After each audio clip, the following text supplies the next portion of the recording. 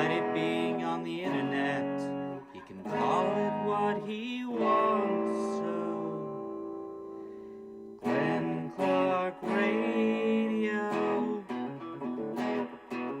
Glenn Clark Radio.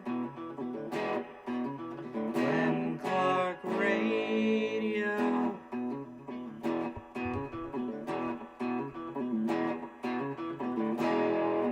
Duke sucks.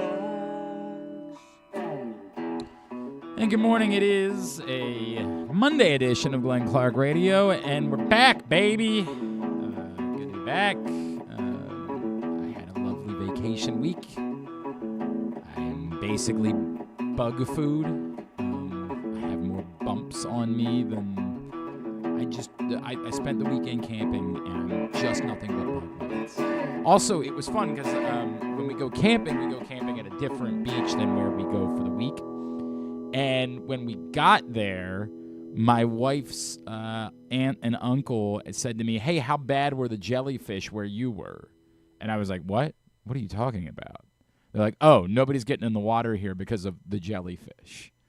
And I looked around on Saturday at How many were there? a packed state park in Delaware where we go camping, Cape Henlopen. And I have never seen this disparity between people on the beach. I mean, thousands upon thousands of people on the beach and like 4 people in the water. Because that's how outrageous. You couldn't look. There were jellyfish everywhere. Everywhere. My wife's cousin's fiance, I'm not really sure what that means he is to me. I have no idea how these things work. But her cousin's fiance, who I like, he said, "Well, you can get in. Best case, you're going to be extremely itchy. Worst case is you're definitely going to get stung." And I was like, all right. Well, I think I'm cool. I think I'll go ahead and thanks, but no thanks. My kids and my wife's cousin's kids, they were playing a game where they were catching the jellyfish with their shovels and then yeeting them back into the ocean. That's how many jellyfish there were. It was a wild, wild couple of days. Now, yesterday, when we got to the beach, they said, "Hey, jellyfish maybe not quite so out of control today. Perhaps we'll get in." And so we did. We got into the water. Other people were in the water. We didn't see as many jellyfish, but it took all of about 20 minutes for me to, like, have uncontrollable itching. I mean, just itching everywhere. The jellyfish done run Cape Henlopen. Like, I don't know what happened. I don't know how it worked out that way. But if you're making a plan to visit Cape Henlopen, understand it's under the control of the jellyfish. Like, they are running the show. And you're just living in their world, dog. And that's cool. Like, yeah, it's the ecosystem and all. I'm sure the jellyfish help us in some. I'm sure they eat something that we need them to eat. I don't know what it is. I don't know how it all works. I am not a science man. But the jellyfish have taken over that old Cape Henlopen. It is their world. Just be prepared. Yes? I want to play that toss the jellyfish game. That sounds fun. Yeah, they were having a great time. Oh, my God, they couldn't have had more fun. They were just eating jellyfish. Like, the problem was every now and then somebody would not know about the jellyfish situation and would go to get into the water. And they get stung. Well, I mean, they would start to regret it immediately. Or my kids would start eating jellyfish in their direction. And I'd be like, no! Don't do that. Wild. I don't know if I want to play this game anymore. Yeah, I want off this ride. But yeah, we had a lovely time between our week at Bethany and then. It was Bethany? No, we spent a week at Bethany, then we spent a weekend at Cape Henlopen. Okay. No, Bethany was lovely. There were no, again, not to my knowledge. There might have been. I didn't see it. I was gonna say if you said jellyfish, that's where I'm going. I'm trying to get there in a month or so. So I'm like. No, did not notice any there. But right, that doesn't mean I'll still go. The way they're running Cape Henlopen. They've set up a new government. They are in charge. There's a conch, you blow into it. They are like, sucks to your asthma, piggy. It's a whole thing, man. It's a whole thing they've got going on, the jellyfish at Cape Henlopen. I don't know how to explain it, but they're running the show. So, yeah, we had a great time. Had a great time. Good to be back. Griffin is on vacation again because apparently he's the star. Like, we just have to work around his vacation schedule. I don't know how you get that deal.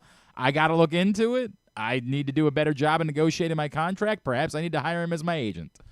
But Griffin's on vacation again this week. Grant will be with us for most of the week. Alex will be stepping in again tomorrow. So looking forward to another great week. And a lot to do today, as obviously we'll talk about the Orioles dropping 2 out of 3 to the Marlins. There's not much to discuss about the last 2 baseball games. They scored 1 total run. They have this thing where they like to go 2 games where they only score runs in 1 inning. It's just a thing that's happened a number of times. And it's a reminder that there's nothing predictive about this baseball team. Nothing. In the same way that after they swept the Braves, everybody was feeling, very high on the hog, and then they turn around and have one of the more deflating losses of the season to the Mets. But then that doesn't last. The next time they get out on the field, they sweep a doubleheader and then make it 3 straight wins. And you're like, all right, well, all's good. They've won 6 out of their last 7. The Orioles are flying high. But nothing about this team is predictive. Nothing that happens on one day matters at all moving towards the next day. That's just the way that it works. And for 2 days, like, you can say, hey, Yuri Perez is really good. Yeah, sure. I mean, like, he's good. There's no doubt about that. He's good. I mean, the guy that pitched on Saturday was junk. Thank you. I worked on that all week. That's what I did while I was on vacation. That's what I had for you. I don't know what you want me to say. This is who the Orioles are. If it angers you or you're disappointed by it, you're just kind of not paying attention. Like, they're not very good. It's a bummer. I wish that wasn't the case. I wish I could lie and say I think they're better than their record indicates. I don't think that. I think they're not a very good baseball team. I think they asked too much of guys that weren't ready fully to be what they wanted them to be and didn't do a good enough job of fortifying otherwise. And this is what they ended up coming up with. And then they're injured and, the whole thing. So the Orioles lost 2 out of 3. We'll talk about where the Orioles are at the break. Our buddy Zach Moore, Pigtown Sports, former Orioles farmhand, will join us a little bit later on in the show. We will talk about what they did in the draft last night, as it looks like they're going to be going over slot on a couple of guys. A lot was made about how the Orioles had the most bonus money to spend of any team in the draft, and it looks like they intend to do that. Now, some of the wild rumors that were floating around during the course of the days leading up to the draft, like the one that was percolating yesterday, was that, like, somehow they were prepared to spend $10 million on Eli Willits if he could drop all the way to them when he went number 1 overall. That seemed far-fetched. Not that everybody knew that he was going to go number 1 overall, but, like, it just seemed far-fetched. Now, maybe that helped Eli Willits a ton. Like, perhaps the Nationals thought they were going to do a great underslot deal with him, and instead Eli Willits was like, yeah, I don't want you to draft me because I'm going to be able to get this overslot deal. I don't know. But that was always kind of far-fetched. Ike Irish ends up being their first selection with the number 17 pick. We will talk to Auburn baseball coach Butch Thompson about Ike Irish. And then also this morning, Todd Walker, former MLB infielder, now with ESPN and SEC Network. He's going to join us. We will talk to him both about Ike Irish and also the third player the Orioles drafted last night, as they had 4 picks in the top 40. The third went to, and I'm going to make sure I get this right, I believe it's Wehiwa Aloy. I believe the W's are actually V's. Wehiwa or Wehiwa. I got to make sure we get that right, and hopefully Todd Walker can help us a little bit about that, because I saw it both ways last night. But Wehiwa is the way that it's phonetically. His pronunciation guide says Wehiwa. I heard an interview with the Arkansas baseball coach where he said Wehiwa. So, I don't know. But Wehiwa Aloy, we'll also talk to Todd Walker about him. And then a little bit later on, really excited that our former Maryland Terrapin legend and now NBA champion with the Oklahoma City Thunder, Andrew Wiggins, is scheduled to join the program as well. So a lot to do today on the show. Today's show is brought to you by Game Day Men's Health in Owings Mills, Columbia, and Frederick. I will tell you, I don't know if peptide proteins help with fighting off jellyfish. I don't think so, because I was still itching everywhere. But what I will say is, I did something I haven't done since the last time I did this show. I spent 2 separate evenings sleeping outside in a tent. My wife told me she was ordering air mattresses. What she ordered were like government thin pads. And yet, both times when I woke up from sleeping in a tent on the ground, on both occasions, one was at my house so the boys could practice sleeping in a tent because they had never slept outside before. And then once when we were camping. Both times when I woke up, I didn't go through the production. I didn't go through the, oh my God, I'm in so much pain. I'm so. I woke up and I was just like, okay, let's go. And that is a wild turn of events given how the last few years have gone for me. I'm sure a lot of you have been in the same boat where it's just soreness, where you just feel like crap because you're getting a little bit older. And that's what happens to men of a certain age. And you can accept it. You can just say, hey, that's the reality, and I'll deal with it. Or you can try to do something about it. And that's what I did. And I've been on peptide treatment for the last few weeks from Game Day Men's Health in Owings Mills, 443-264-4454. And I'm telling you, it's made a difference. I'm not telling you that I'm Superman. But apparently the Superman movie sucks, so why would you want to be Superman? I'm telling you I'm better than Superman. That's what I'm telling you. And it's not just peptides. They also, testosterone treatment if you're low T. You can go get a complimentary testosterone test. Sign up right now, GameDayMen'sHealth.com. You're dealing with perhaps issues in the bedroom, erectile dysfunction. They've got you covered. These are things you don't like talking about with your friends, but you can talk about them with the staff at Game Day Men's Health. It is sort of a safe space for men. I mentioned this location in Owings Mills. There's also a location in Columbia, 443-266-3505, as well as out in Frederick, Game Day Men's Health, 240-931-3717. Now, I don't have a ton more to say than what I already said about the Orioles and where they are at the break.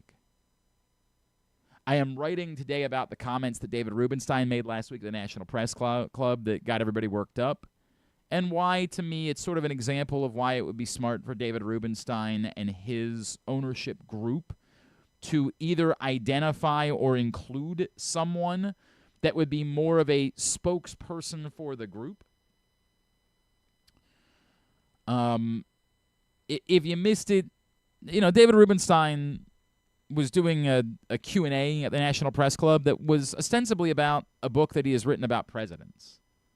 I thought it was interesting that David Rubenstein, the owner of a major American sports team, could do a sit-down Q&A and not get a single question about the major American sports team that he owns until 50 minutes into the conversation. And I just don't know how many other owners. For as wildly successful as, Steve Cohen is, I'm pretty sure the Mets would come up more than an hour into the conversation. There's something very unique about David Rubenstein. He's a very unique individual. From my own conversations with him, I've found him to be a really interesting, different type of person. This is a man that purchases the Magna Carta. This is not... owning a baseball team is a hobby. And so it felt more like a throwaway, like at the end, like, hey, by the way, how about that baseball team you own? On top of all of the other things that you have to discuss. And he was kind of dismissive. He certainly did not show any amount of angst about the on-field performance of the Orioles, directed it towards the injuries, weirdly suggested that he couldn't coach the players because he's too old. I was like, did somebody ask? Is that? I mean, maybe at this point, the way things are going, perhaps we consider it. But it was an example to me of why it feels like this ownership group could use the comparison would be a Larry Lucchino type. Someone within the group who is more involved day to day.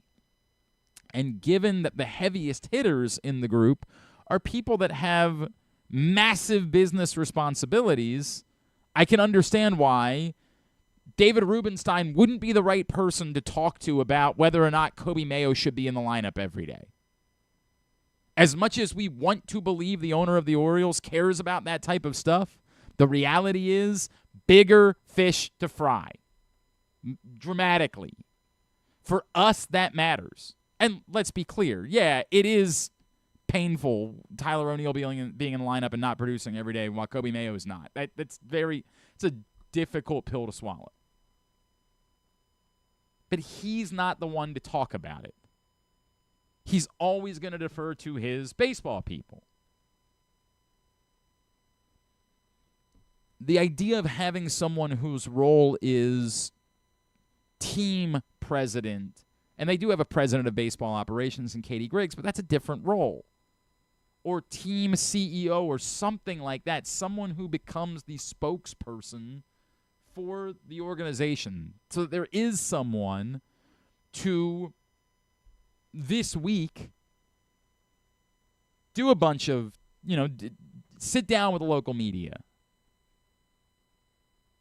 Do some interviews around town. Be a spokesperson. Be the one that steps up and says, hey, we need you to know this isn't okay.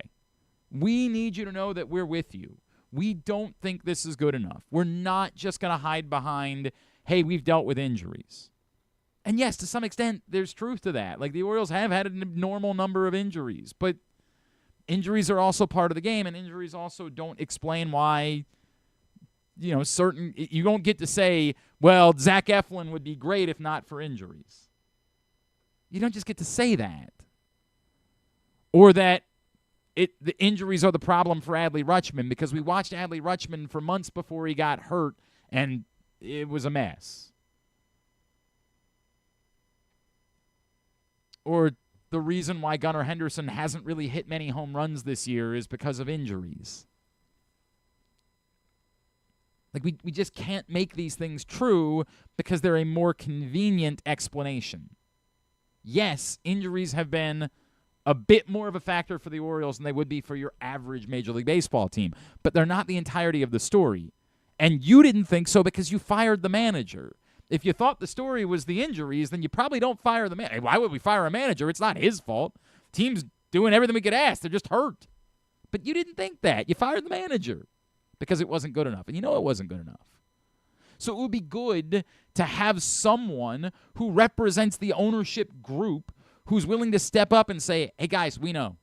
We know. It's not good enough. We think the team on the whole is playing a little bit better. Obviously a bummer of a 2 days to go out on. We think on the whole the team's playing a little bit better, but we recognize this isn't good enough. And we are hell-bent on fixing it. When David Rubenstein took over the team, he used the phrase World Series a lot. The last couple times we've heard him talk, we don't hear him saying that as much. And maybe that's because David Rubenstein, and this is me spitballing, I don't know. Maybe that's because David Rubenstein has taken over and realized how difficult it is for a small market team to win a World Series. As I said before, you don't get into venture capitalism. You don't get into this type of finance just throwing away money. So it might be that David Rubenstein got in, understood the business a little bit more, and said, it might actually be really difficult for us to do that. So maybe we don't say it as loudly moving forward. I don't know. I'm not suggesting that's the case. I'm just spitballing. But I think the lesson from David Rubenstein and his comments, and from the fact that, and you'll be able to read this today at PressBoxOnline.com, the fact that he didn't even get asked about the team until well into the conversation, is that there needs to be someone. There needs to be someone, a point person on behalf of ownership that can speak to these things. And that person will still probably defer. Let's just say, I'm going to invent a name. Dave Davis becomes that person. And I had a conversation with Dave Davis today, and I said, Dave, Orioles fans are really struggling with Tyler O'Neill having to be in the lineup every day when he's not producing. And Kobe Mayo, who was just seeming to get hot and figure things out, and you would think is going to be a part of this thing long term, isn't. That person will still probably defer to, I'm going to let the baseball people make the baseball decisions. And you don't really want them to meddle. You don't. But you want it to be someone who's able to massage that message a little bit and say, yeah, we understand. And it is difficult because there is a reason why we signed Tyler O'Neill. We think he can be a major power bat, and that's something that's been missing in this lineup. And we got to give him time to get going. We can't just say we're not going to play him. But we also probably need to do a better job of finding it. Like, you need to be able to massage those things.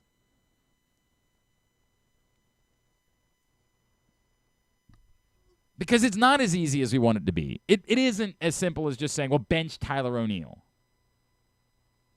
And when we say things like, well, you're only playing him because you gave him $10 million, or what was it, 10? Was it? How much money did they give him per year? It was more than that, wasn't it? Because they gave Sanchez 10. Tyler O'Neill was 13? 3 years, something like that. Well, that's the only reason why you're playing him is because of how much money you gave him. Well, to some extent, yes. And I was not enamored with the Tyler O'Neill signing, but you also gave him that money with the expectation that he was going to provide the thump in the middle of your order that you were losing in Anthony Santander. And again, to be clear, this is not me saying that I think Tyler O'Neill was an adequate Anthony Santander replacement. I don't feel that way. But they do need more home run pop in the order. And so I understand. I do. I get it. Why it is that they want Tyler O'Neill in the lineup. $49.5 million is the total contract. So for that's three? About, so that's probably about 17. Yeah. 16 to 18 mil. 16 to, yeah.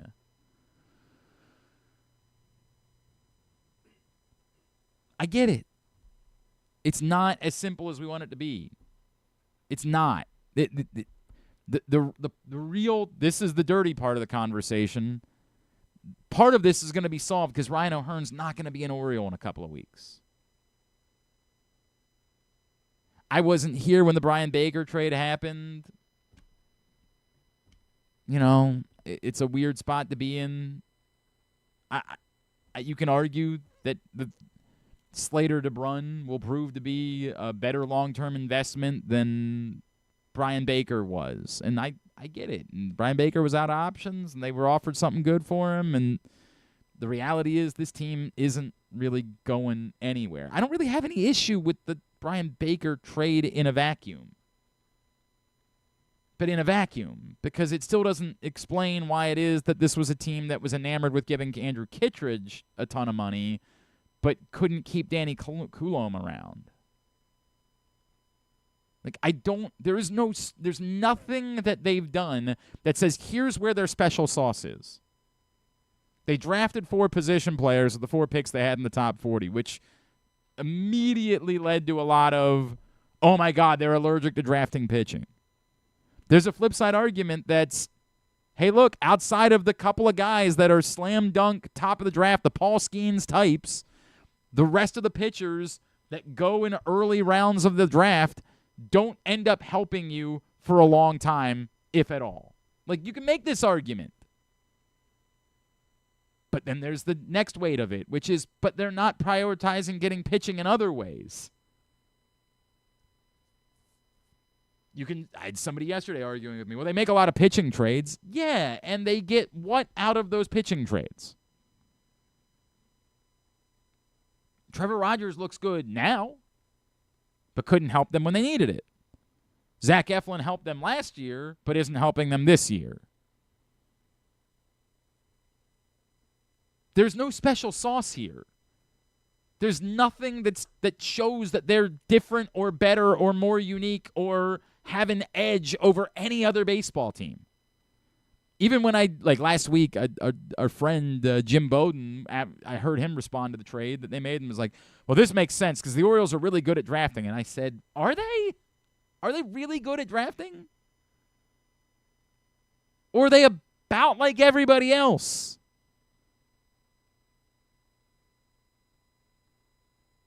I don't know.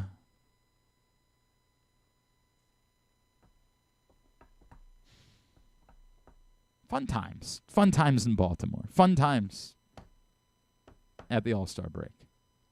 We'll come back in. Jeremy Conn will join us from 105.7 The Fan. He's up first on a Monday edition of Glenn Clark Radio.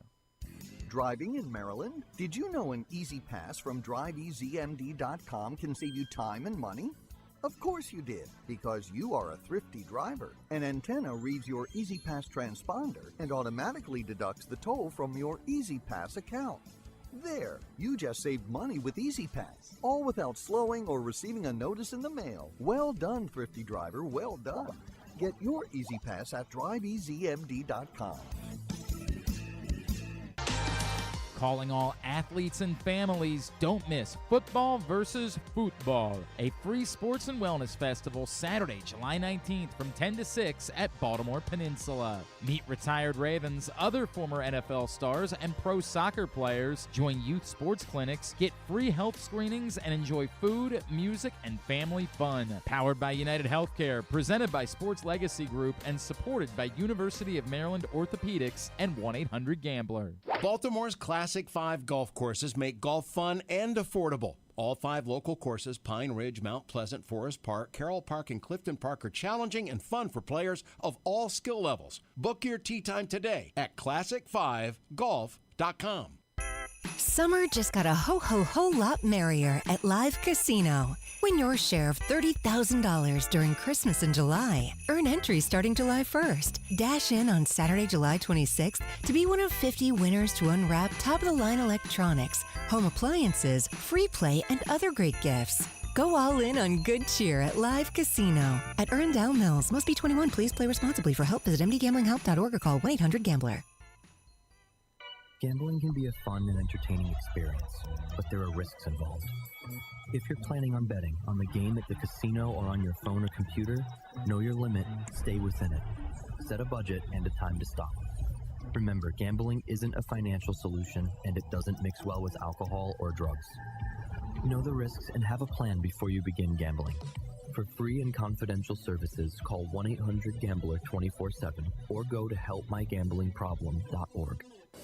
The latest edition of Press Box is available now. On the cover, we celebrate the first ever Baltimore basketball player to reach the Naismith Hall of Fame as we talk to those who knew Carmelo Anthony best about how his Baltimore upbringing shaped his legendary career. Also inside, Bo Smolka profiles Ravens second-round pick Mike Green and find our annual summer travel section with information on some of the best sporting events and activities in Maryland that your family can check out all summer long. Press Box is available for free at over 500 locations throughout the region, including 60 Royal Farm stores. Or you can read the entire issue online at PressBoxOnline.com, where you can also find great betting advice and the best daily coverage of the Orioles, Ravens, and Terps. Feeling sluggish, unfocused, or not like yourself? It could be low testosterone. At Game Day Men's Health, we specialize in testosterone replacement therapy to help men boost energy, improve mood, and regain confidence. Our treatments, including testosterone cypionate, are safe, natural, and tailored to fit your lifestyle with weekly injections or pellet therapy. Get started today with a free testosterone test and feel the difference. GameDayMen'sHealth.com. Game Day Men's Health, where men reclaim their game.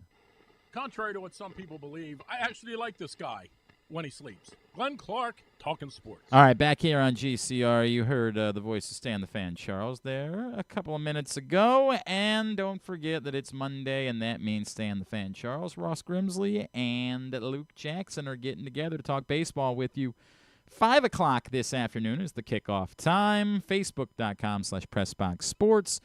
If you miss it live, you can be able to see it at YouTube.com/PressBoxOnline or PressBoxOnline.com/video. As always, Stan Show is brought to you by the Costas Inn and the all-new Costas Inn in Timonium at the Grandstand. Everything you love about the original Costas Inn, with the one exception being they don't steam crabs at that location, but you can still get those at the original Costas Inn over on North Point Boulevard in Dundalk.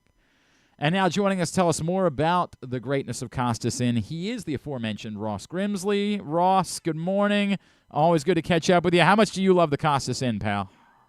Oh, man, I love crabs. What happened to the Charm City Ice? You know, Charm City Ice, where the ice is nice. That's Stan. Doing That's your my Stan. favorite one from Stan. You do your. I love the man? idea. I actually kind of love the idea of you doing a podcast as Ross and Stan simultaneously. I feel See if I can't pull it off. It's funny because I had, I told you we didn't get to meet up at the ocean, but yeah. I had dinner with Garceau, and we were telling old stories, and it was funny because Ross' name did come up, and I started doing Ross at the table, which his wife's looking at me like, what the hell is he doing? Where did man, it's cool, Jordan. Hang on a second. Hang on. I need the rundown. Where do you go? Like, is Garceau?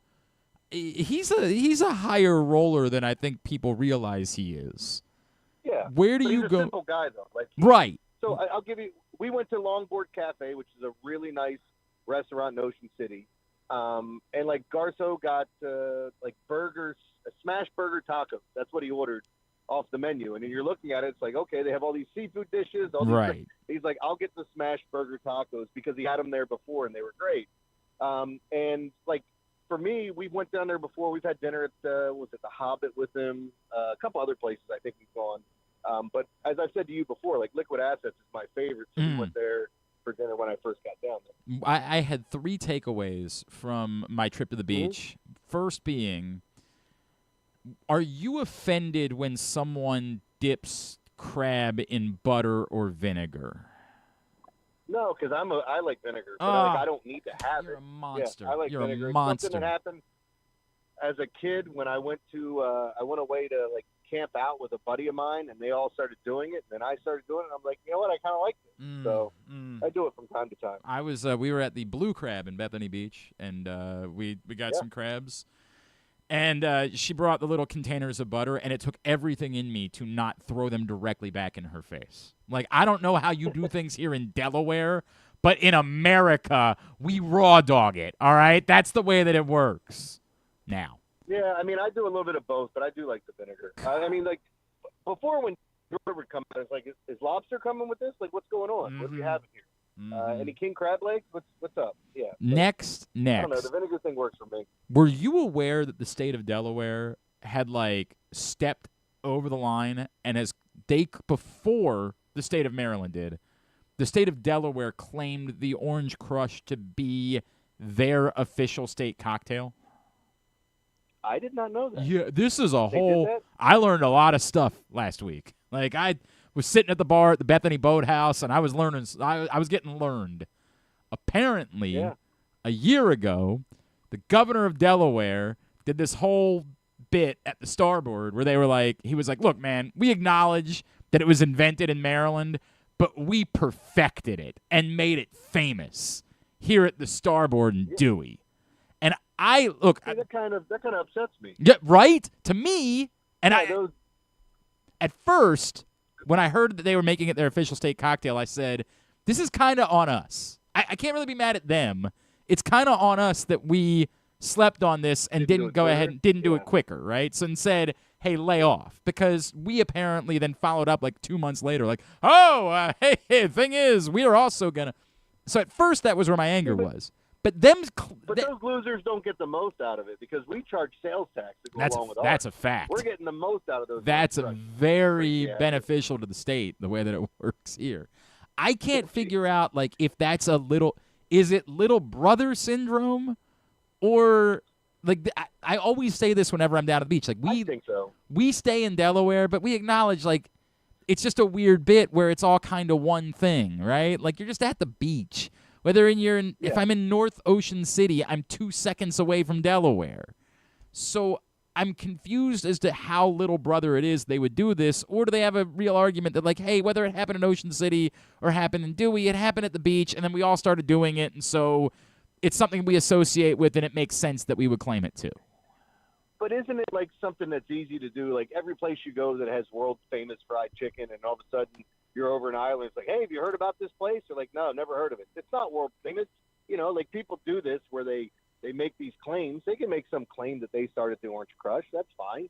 But it's not true. Yeah, but they're not even claiming. They're just even if it is, they're we don't care. they're claiming that they're better at it. Is basically what they're claiming. They're claiming that, like, hey, you tried and then we improved it, which is kind of hilarious for Delaware. Delaware is this adorable little brother where you're like, I got no beef with you, you know, like when I was a kid and I needed to buy a flat screen TV, I drove to you because it would be a bit cheaper for me to buy my flat screen TV in Delaware than it would be to buy it in Maryland. Like, I'm good with you, you know? Like, we've never had any problems. There's no rivalry here. But I'm starting to wonder, like, is this a shot fired, and may I maybe have to boycott Delaware moving forward because of it? Yeah, I know. You gave us Joe Flacco, but don't think that Right. all of a sudden, you know. Yeah, you also gave us Gino Gradkowski, and how did that work out? I love Gino. I love him. Yeah, that's true. He's like the greatest dude on the face of the planet. Gino was the guy on the team that when somebody was like, hey, have you heard about the Banana Sprite Challenge? Gino was like, I'll do it. It's like he was the guy you needed to have at parties, man. I love that guy. So what was the other thing? Because you said there were three things. Is that two? Am I was talking about this at the start of the show. I went to, I think I told you, we did the week at Bethany, and then I do a weekend camping, and we went to Cape Henlopen. And I show up at the beach at Cape Henlopen. There's this beautiful state park, and that's where we camp, and they've got a private, you know, quote-unquote private beach, whatever. And we show up, and there's 1 million people on the beach because it's Saturday, and nobody's in the water. And I'm like, this is weird. And I find out it's because the waters are infested with jellyfish. Like, overwhelmingly. I thought it was more of the fecal stuff. No, not that. Not that. Jellyfish. Everywhere. And I've never experienced this before. Have you ever been stung by a jellyfish? I've never been stung by a jellyfish. I have multiple times. Okay. I didn't have somebody pee. That's what I wanted to know. I wanted to know. Why not? Has anyone ever peed on me? Yeah. Because of a jellyfish or just Right, just for fun. Because I've got some stories. I've got some stories. Yeah, it's the difference between a lentil and a chickpea. I've never had a lentil on my face. Anyway, that's yikes. Thank you for that. How did that go? Thank you for that. Yeah, you're welcome. Thank you for that. Boy, I'm glad we're doing this segment earlier in the show now. I'm glad we're doing that. Yeah. Let's get this stuff out of the way. Again, we had a great time for a few days, and like you were saying, there weren't a lot of people in the water, but I have been stung by jellyfish, and it's not pleasant. It's kind of like an annoying pain, if you will. You know, like it's like there, and you're like, God bless it, man. I wish. How bad? I'm gonna start doing a different show. How bad was inflation living in Ocean City? Like how bad? I went. Because, again, we stayed in Bethany, but I hang out in Fenwick most of the time, and so we drove into, us too. I don't know, something tavern in Ocean City to have lunch one day, and I ordered wings, and what I got for, $20 was 8 of the smallest chicken wings I've ever seen in my life. And then I just had this conversation with my father-in-law about, when we come down to Ocean City, and it's I don't mind overpaying when the food's good. Right. Giving a little bit of... But, it is kind of ridiculous. You feel like you're at the movie theater or at a ball game where everything is just, kind of priced up. And look, I love Dead Freddy's. We went there with a couple of kids. Everybody got something small. I ordered wings. They looked like they were pigeon wings. Mm-hmm. And then all of a sudden we paid $160 for, a couple of kids and my wife and I to eat. And I'm going, well, that's not what I expected at Dead Freddy's, but okay, and I love Dead Freddy's. I know there's going to be, when you're in a resort town, there's going to be an amount of price gouging. It's just the way it's going to work, right? Mm-hmm. They know you're not going anywhere. You got to go out. You're there on vacation. You're not going home and making food. They know that. And the other bit this year was everybody was doing and you got to pay the credit card fee. Everywhere at the beach that you went. It was cheaper for cash than credit 100%. Every single place said, you're paying the credit card fee. We ain't paying it anymore. And they all clearly worked together on that. They all got together and said, We all have to do this so that nobody goes to one particular place because you don't have to pay the credit card fees there. Yeah. So like this, and I guess I'm fine with that too. Like I don't care. We did have an interesting thing on the boardwalk though, where we were walking the boardwalk and figured we were going to get lunch. And we stop in and it looks like it's an Italian place because we wanted to sit down at Todd. And we go up these steps and all of a sudden there's two menus. There's an Italian menu on the back, kind of, and then there's all this Mediterranean food on the other side. And then we had one of those Russian kids come to our table and literally he's like, what would you like? And then my father-in-law is like, habanero wings, these mango habanero wings. He goes, what's that? And then he has to point it out and he goes, okay. And then he comes to me and he's like, what do you want? I said, I'll take the Hawaiian pizza. And he goes, Hawaiian? And I'm like, Jesus, what are we doing here? So we had to tell him everything. He went into the back, then came back out and confirmed what we got. It was one of the weirdest situations, but I know there's like an influx of foreign exchange students. Yeah. This had to be his first day at work. It was one of the dude, funniest things ever. this is my experience. So the place where we stay, you can like get your umbrella and chairs for the beach and like rent it from them, and they'll take care of it and set it up. But you have to go tell them every day, and it's the exact same arrangement. Like they open at like 9:00, and you got to go over and say, hey, on Sunday I put a reservation in there under the name blank, and they don't have a computer system. They've got like a loose leaf piece of paper, and none of these kids are bothering to look. You could lie through your teeth. I say to the Russian kid, I'm like, hey, man, it's under the name Clark. I had 2 chairs and an umbrella, and he just like looks at, I see it right here. And I can clearly tell he's not like, we're not on that page. We're like 3 pages deeper into the book. He's like, all right, yeah, where you set up. Like, son of a bitch, I'm so mad that I paid for this at the beginning of the week. I clearly didn't have to. You find that everywhere you go where there's like some weird stuff or like, we were putting our names on lists and waiting and the people that you're talking to. And at one point you're like, did that guy even put my name down? Oh, no, 100, no doubt. No doubt. They're just making it up as they go along. All right. How worked up are you that Tyler O'Neill is in the lineup every day and Kobe Mayo is platooning again? It pisses me off. Okay. It's just like, okay. Like, if we're being fair, like, I think there are things that we should criticize the Orioles and what they've done for, in certain situations. Some of the other stuff I think is just absurd. But that's just me, and I know I'm going to argue with people about it. Kyle Sowers had an amazing weekend in the Big FU weekend. But on our side, like, how is Kobe Mayo playing 2 out of 10 days? Like, and we're trying to win games. Okay, if you're trying to win games, then take out the guy that has 18 hits this season and let him go sit on the pine with however much money he's making, because he's done nothing here. And it's not me. Like, I was fine with the signing, understanding that this guy was going to get hurt, but he has literally done nothing with his bat all season except for hit a home run on opening day. I'm torn because, like, I know it's not simplistic. I know, like, if you gave him the truth serum, they would say, hey, look, this is going to be solved in a couple weeks because Ryan O'Hearn's not going to be on the team. And so there are going to be more at-bats available at that point. I don't know what to do with this because if you want to believe they should still be trying to be competitive, then I can understand why you'd say, hey, we think Tyler O'Neill has more pop in his bat, and if we can get him going, that would actually help us. But it's sort of a wink, wink, nudge, nudge thing where, like, but we all know they're not going to be competitive this year. It's just not going to happen. So now what? And you're in this really bad – I think a lot of us were like, hey, maybe Tyler O'Neill's going to opt out after a year. At this point, it kind of looks like you might be stuck with this. Yeah. And then that's it's not a huge contract to eat, honestly. Like, I mean, if we're in comparison, like, right? Yeah. Yeah, like if you'd have signed Santander, you'd have been going, what the hell is going on with this guy? You signed O'Neill, you're saying the same thing, but it's $60-some million cheaper. That part is true. That part you're right about. I'm still not like. This is the butterfly effect. Would Santander be having as bad of a season in Baltimore as he's having in Toronto, right? Like maybe. I mean, like, it's like you can't sit here and say, oh, if you'd have signed Corbin Burns, he was definitely going to, have to have Tommy John surgery. Right. Maybe that's the case. I don't.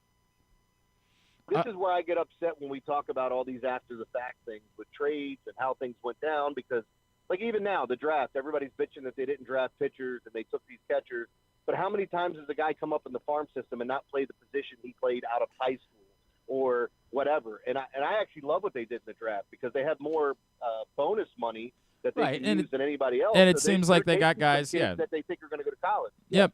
And I can't be, again, and none of these things in a vacuum can buy. It's like the Brian Baker thing from last week. In a vacuum, does the Brian Baker thing anger me? Not really. I get it. It can make total sense. I can totally understand it. But do I trust that they know how to build a bullpen? No, I don't. Like, I can't say that I think that they know that Brian Baker, the success, that what we saw last week in his final appearance was the real Brian Baker, and that the guy that we had seen earlier this year that had been very helpful was a flash in the pan, and so they needed to trade him when they had value because they're the same organization that needed to invest highly in Andrew Kittredge instead of spending money on Danny Coulomb. Like, I struggle with whether there's any special sauce within this organization anywhere. Like, we just had this conversation. You know what I honestly think, Glenn, and you and I have talked about this. I feel like Mike Elias is the guy that he loves discounts. He loves getting something where he feels like I'm a math guy. Anything, if you're betting prop bets, you want to bet at plus EV. You don't want to bet a guy minus 160 or minus 140. You want to find the value in the guys that are plus money because you're not paying that juice, and on top of it, you're making more money back. And I always feel like the deals that he signs, it's like, oh, we got Tyler O'Neill at mint. Comparatively speaking, if you look at the numbers of Santander's, it's like Santander's Mountain Dew, and this is Mountain Mist. It's safe. You know what I mean? Like, it's comparable, but it's not the same thing. It's a cheaper deal. But, like, I feel like now with new ownership, we don't have to do that all the time. We don't have to give Max Fried $240 million because I think that's a bad contract that he signed. But on the flip side, like, you can spend a little bit more money, and maybe you offer Nathan Eovaldi 3 years, $80 million, or whatever it takes to get it done. And I feel like you're probably in the same boat with me with those types of signings. But they have to do something. They have to show us. And now they're kind of under fire. So you're hoping this offseason leads to that, to them actually signing some free agent players that we're excited to see play here. Was there any part of you yesterday that thought, good for Kyle Stowers? Did you have any feeling of that as you were watching? Absolutely. Yeah. Like, people mistake me. Like, the reason I started bitching about the Kyle Stowers, Connor Norby thing is because I felt like they were blocked here. And as soon as they got a chance to play in Miami and hit the first home run or have their first big day, everybody's like, you shouldn't have traded him. The only thing I've ever said about Kyle Stowers is he's one of the streakiest players I've watched.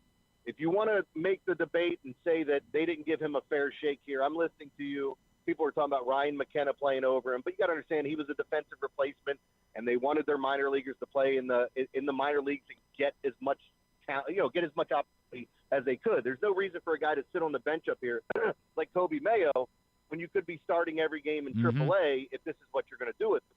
And in my thought process with the whole deal was, like, it's still the same thing. Kyle Stowers hit 10 home runs to start off the season over a span of like 3.5 weeks and then went quiet for 3 weeks, and then he started back up. It's one of the coolest moments you can see to give a big middle finger, even though it's my team, to the team that traded you. I thought it was – I didn't want to see it, but I thought it was great yesterday from a storyline standpoint. It's a tough what you just said exactly where I felt. Like, yeah, it sucked, but at the same time, good for you, man. Like, this probably felt really good, and I've got no beef with Kyle Stowers. Like, he never did anything wrong, so good for you. But people make it seem like I hate him. Like, I want Kyle Stowers to succeed. I'm not the same way as a lot of other people that were bitching about Trevor Rogers, and then even now people going, we should have Kyle Stowers. Well, if you have him, you don't have Trevor Rogers. And on top of it, like, if we go back in the moment, who is playing Stowers over Kierstead, the guy you drafted, whatever, in the top 5 that was supposed to be the best power-hitting left-handed bat in that draft? He's 26, and this kid's 23. It's just not happening. So, like, I'm glad that it's taken off for him, but if he's not on the Marlins, he's not an all-star either, especially even with what happened over the weekend, because the votes would have already been in. The other one that I think a lot of people are getting worked up about now is the comments that David Rubenstein made last week, and I'm sure you guys talked about them. I didn't have the opportunity. I wrote it today, and I just sort of found myself saying, like, there's nothing that David Rubenstein said that bothers me. Like, he says the team's injured and he can't coach the players. He thinks they can be better in the second half. It's all fine. I just feel like they could really use an ownership representative who's more in tune with the day-to-day of the Orioles, and someone who could be a team CEO, have a title like that when he speaks, he's speaking on behalf of ownership and can be a bit more in tune with, hey, we get it. We understand this isn't good enough for us. We know, and we're like a message like that instead of, well, we're dealing with injury. Like, it's just, it feels like there's a disconnect between ownership and what's going on a day-to-day basis, because these are people that are just,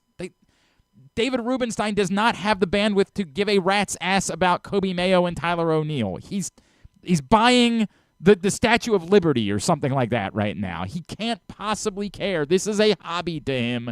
He can't be expected to be the one that chimes in on these things. Yeah. So one of the things I was told about, like, and again, I don't have any confirmation it's 100% true. Like, Rubenstein's the face of kind of ownership, but there are more guys behind the scenes that are working the baseball side of things. Yep. And like where people said Rubenstein was the one that wanted Hyde fired, from what I was told, that wasn't the case. It was somebody else in ownership that kind of, and maybe it came through Rubenstein, but I don't know. It is in an ownership group, and they've got a lot of decisions to make in the offseason, because I don't think Tony Mansolino's back. Are they keeping Mike Elias? I know I'm in the minority, and I hope they do, and that we see him actually, work some things differently in free agency. But I mean, I get so mad at people that are bitching about Rubenstein. He's had the team for a year. Like, it's been a year, and like, I know there were expectations, but why are people attacking this guy, especially even if he's just doing an interview? And like, I'm one of those guys that think one of the reasons this season went awry is mainly because of injuries. And I know there are most people that don't agree with me, and that's fine. You can say what you want, feel how you want, but you can't tell me they're not a different team when they're healthy. Hell, up until last week, we had Westberg, Gunnar, and Adley. Actually, it's still the same because Adley's been out. Have played 6 games together all season long.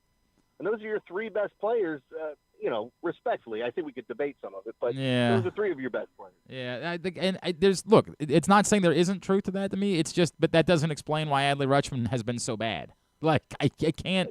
And that's very fair. Right? Like, I can't. It's hard to figure out why that is. I can't just say, hey, the story of this team is the injuries. Well, it's in part the injuries, but it's also in part that they didn't really do a lot this offseason to get better, and it's also in part that, like, some of the guys that are supposed to be the core guys have not been what we thought they were going to be. Like, even when healthy, Gunnar Henderson is not the power hitter that we thought he was. And I'm not – this isn't me going war on Gunnar Henderson. My God, he's still the best player on the team, easily. But, like, they need him to be more than that. Like, he's supposed to be an MVP caliber baseball player, and that's not what we've seen from Gunnar Henderson. And again, but I also think he started off the season on the IL, and one of the things that we haven't talked about, he forced his way onto the roster for the home opening series that weekend because, they wanted him to go through some more rehab, but he felt like it was so important, and I wondered, did that set him back? Is that something we can look perhaps. at? But again, it's a comedy of errors with all the things that have gone wrong at the same time, and everybody just wants to point at Elias and say it's his fault. All right, what's going on with you? Well, so I was off today because I had my pre-op for my my surgery. Oh, and then what? Have you chosen a name that you're going to go with? Is it going to Jennifer or? Everybody was trying to come up with a J name that made sense, and I kind of felt like I'd rather be like a Jazz. Okay, I like it. I like. Yeah. I need you to know that I will support and love you. Yeah, I'm getting. Well, I appreciate that. I am getting my throat shaved down, so. Ooh. And it's gonna be. I'm gonna be out. I'm out for like 2 or 3 weeks. With I won't be able to talk. I was told I'm gonna have the worst sore throat in the history of my life. So, I'm really looking forward to all this. That should be a lot of fun. That should be an awful lot of fun. Yeah. Anyway. But you'll still be doing picks. Other than that, everything's great. Right? You'll still be doing picks? Yeah. Yeah, no. So, like, again, I've told everybody, as soon as I can talk, I'll be back to doing whatever I can. I was required to take 2 weeks off, but if I can come back early and they'll let me, I will. Okay. But there's that, like, so my surgery's Monday, August 4th, so I'll put my picks out in the morning, and then I just got to see how long I'm in the hospital and how long it takes to see if I can do the next couple of days. But as soon as I'm able, I will be putting picks back up. ConcreteLocks.com, JCon Sports, and for now, the Big Bad Morning Show on 105.7 The Fan until this surgery doesn't work and he's forced to, like, become a mime. He has no voice. What happens if I come back and, like, I have, like, a really high-pitched voice or something? That would actually kind of be great. That would kind of be amazing if it worked out. Or you sound like Scott. Wake up with, like, the people that wake up with a different accent? What if I had You're like, British, a Asian accent to go along with it? I would kind of love if you were Scotty Farrell afterwards. On the bench, Hey, sweet up. Yeah. Smoke him if you got him. Love you, buddy. We will talk next week. All Thank right. you, dude. Sounds good, man. I'll see you. Jeremy Conn, 105.7 The Fan. We come back in. We'll talk about some of the players the Orioles selected in the MLB Draft last night. Todd Walker, former MLB infielder, SEC Network and ESPN. He'll join us next. It is a Monday edition of Glenn Clark Radio. For fans of the Costas Inn, and who isn't, I have some great news. Now there's a second location to go along with 4100 North Point Boulevard. This one is at the Timonium OTB. This is Stan the Fan, and I have been a fan of the Costas Inn and Triantafalo's family for going on 30 years. They're open for lunch and dinner, same great Costas feel, same great menu and quality food you've been enjoying for well over 50 years. The exact address on your GPS is 2200 York Road, and their phone number at the new location is 667-406-1970. If you're new to the Costas experience, get ready for a real treat. All wrapped up in a new spacious dining room in Timonium at the OTB. If you want steamed crabs, you have them, and the full menu at 4100 North Point Boulevard. The number for reservations there at Costas, 410-477-1975. This August, the PGA Tour's best are coming to Maryland.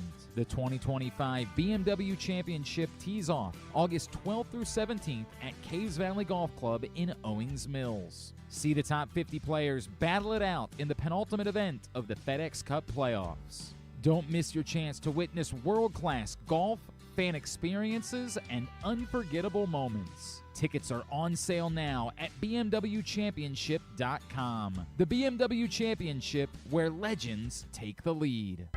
Summer just got a whole lot merrier at Live Casino. Win your share of $30,000 during Christmas in July. Earn entries starting July 1st. Dash in on Saturday, July 26th to be one of 50 winners to unwrap top-of-the-line electronics, home appliances, free play, and other great gifts. Go all in on good cheer at Live Casino. At Erndale Mills. Must be 21. Please play responsibly. For help, visit mdgamblinghelp.org or call 1-800-GAMBLER.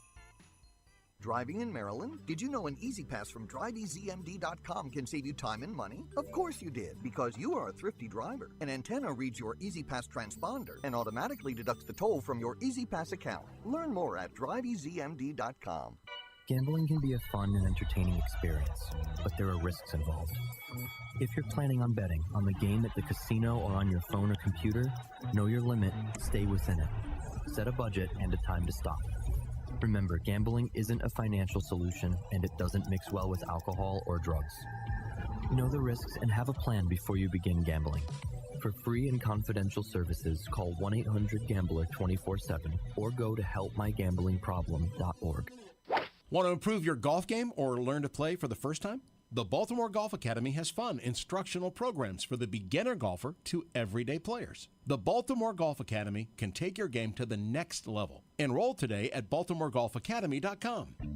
Whether your focus is luxury and comfort, convenience and technologically advanced connectivity, or sporty performance and aggressive styling, we've got the perfect Highlander for you. Check out buyatoyota.com for deals on new Highlanders from your local Toyota dealer today.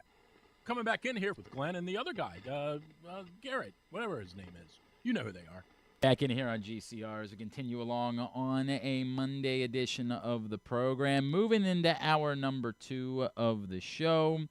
Today's show also brought to you by the Maryland 5-Star. It's back this October. One of the biggest events in all of sports. And you're going to say, that sounds crazy. But that's just because you don't understand equestrian. This is a truly world-class event, the Triple Crown of Equestrian Sports, the Maryland 5-Star. And if you haven't checked it out yet, it is becoming a significant part of the sporting calendar here in our state. And I'd encourage you to get up there this October to the 2025 Maryland 5-Star. Because even if you don't understand the sport, and I will happily acknowledge that before I went for the first time, I knew nothing about equestrian. But there's just so much going on surrounding this event. It is truly an amazing fall festival in our state. Corgi Cup, ponies, food and wine festival, an incredible shopping atmosphere. It's just a celebration of the fall in Maryland on top of being a world-class sporting event. Maryland5star.us with the number 5, Maryland5star.us to get your tickets to the 2025 Maryland 5-Star back at Fair Hill in Cecil County this October. MLB Draft continues today. The Orioles made their first slate of picks last night, included a couple of SEC players, and that gives us a great excuse to bring on our next guest, former MLB infielder, now an analyst for ESPN and the SEC Network. He is Todd Walker, and he's with us now here on GCR. Todd, it's Glenn in Baltimore. It's great to chat with you. Thank you for taking a couple of minutes for us this morning. You're welcome, Glenn. I'm up here in Lake Ouachita, Arkansas, so I got my signal's a little spotty. But if you lose me, that's what happened. I'm in the woods. You sound good right now. Are you hunting? Great. No, we got a bus up here in the parking deal, camping out, like glamping, I guess you would call it. And, man. Just hitting the water and hanging out for a few days. I did some camping with my family this weekend at the beach, and I was basically I turned into bug food. However, that's I have bumps all over my body. Not too bad up here right now. That's not bad. The state bird, Indiana for sure. The mosquitoes. So we gotta watch out for that. They're outrageous. I guess let me start with the top. The Orioles at the 19th pick overall last night. They selected Ike Irish from Auburn, who was announced as a catcher but didn't do a lot of catching. I guess let me start with just as far as a bat, as far as a hitter is concerned, what are the Orioles getting in Ike Irish? Well, he can hit. I mean, he walked into college hitting. Hit 360 his freshman year at Auburn. Haven't slowed down for 3 straight years. And, in this day and age of college baseball, that's tough to do. You got transfer portal, you got older guys coming into the SEC, and that's where everybody in the country wants to play, in the SEC. So if you can do it in that league, then you can do it anywhere, even with a wood bat. So Ike Irish, they were concerned about him using the wood bat, I think in the Cape, where he only hit a couple home runs and didn't hit well, but that was me. I went to the Cape when I played and didn't hit great with the wood for the first time in the Cape Cod, but man, what a difference it made in my life, having that experience. Ike Irish can hit. He can handle left-handed pitches, has a left-handed bat, sprays the ball around, has pop. Now, if they can make him into a catcher, right? Wow, you got something special. So that was my next question. Is that too hopeful? Is that legitimate? Is it, hey, it just wasn't the opportunity, just wasn't there at Auburn, but we know he can catch? Like, what is the story on Ike Irish, the catcher? So he played some catcher. He started the season as a catcher, moved out to right field. It's a valid point. I don't know if he's ever going to be a world-class defender, but there's a give and take there, right? I mean, if you got a 300 hitting catcher in the big leagues, which most teams don't even have 300 hitters in this day and age, where it's all home runs, strikeouts, and, damage numbers, and you can make him a serviceable catcher, which he's clearly capable of, which that's saying a lot in the big leagues, right? I mean, you've got to be able to do it. I think he's capable. He's a great athlete, and that's why they took him 19 overall, because they feel like they can develop him as a defender, because they don't have to touch him as a hitter. He knows how to hit. It seemed like he was also like a legitimate leader on that Auburn team, correct? Well, yeah, and I mean it stems from the fact that the minute he stepped on campus as a freshman, he could hit and he could play, and so he's played just about every game since he's been there. And again, that's saying something. When you can handle left-handed pitching in college baseball in the SEC as a left-handed hitter, you came out of high school where you didn't face these left-handers that were any good. So him having that quick of an adjustment and a capability of handling those left-handed pitchers in the high level of SEC. Then that shows me he's a quick adapter, in addition to, like you said, being a leader and a vocal guy and somebody that you would want on your team for sure. He is Todd Walker, ESPN, SEC Network. He's with us here on GCR. Todd, I think there's a lot of intrigue surrounding the player the Orioles took 31st overall, and that's Wehiwa Aloy, the shortstop from Arkansas, who was player of the year in the toughest conference, and you based on his accomplishments, you kind of find yourself saying, well, why the hell was he available at 31? And the Orioles just pull off a massive steal, maybe a la where they got Gunnar Henderson once upon a time. Yes, and that was my first thought too. You're talking about the player of the year in the country, like the best college player, in the comparable to football, winning the Heisman Trophy. Wehiwa Aloy won the Golden Spikes Award as the best player in the country and playing a premium position at shortstop. So my first knee-jerk reaction is what you just said, and that is you got an incredible deal 31 to get this kid. Why he went behind Ike Irish, who we just talked about, that we don't know where he would play defensively. You got a shortstop. Wehiwa plays short, and he'll stay at short. He's not a guy that moves to the right side of the infield. I guess the biggest concern, because he's got power, he can swing, he can hit for average. I think the biggest concern is his swing and miss. And when you start facing higher level pitching, you know, with high velocities and sliders, and you can make the argument he's already seen that in the SEC.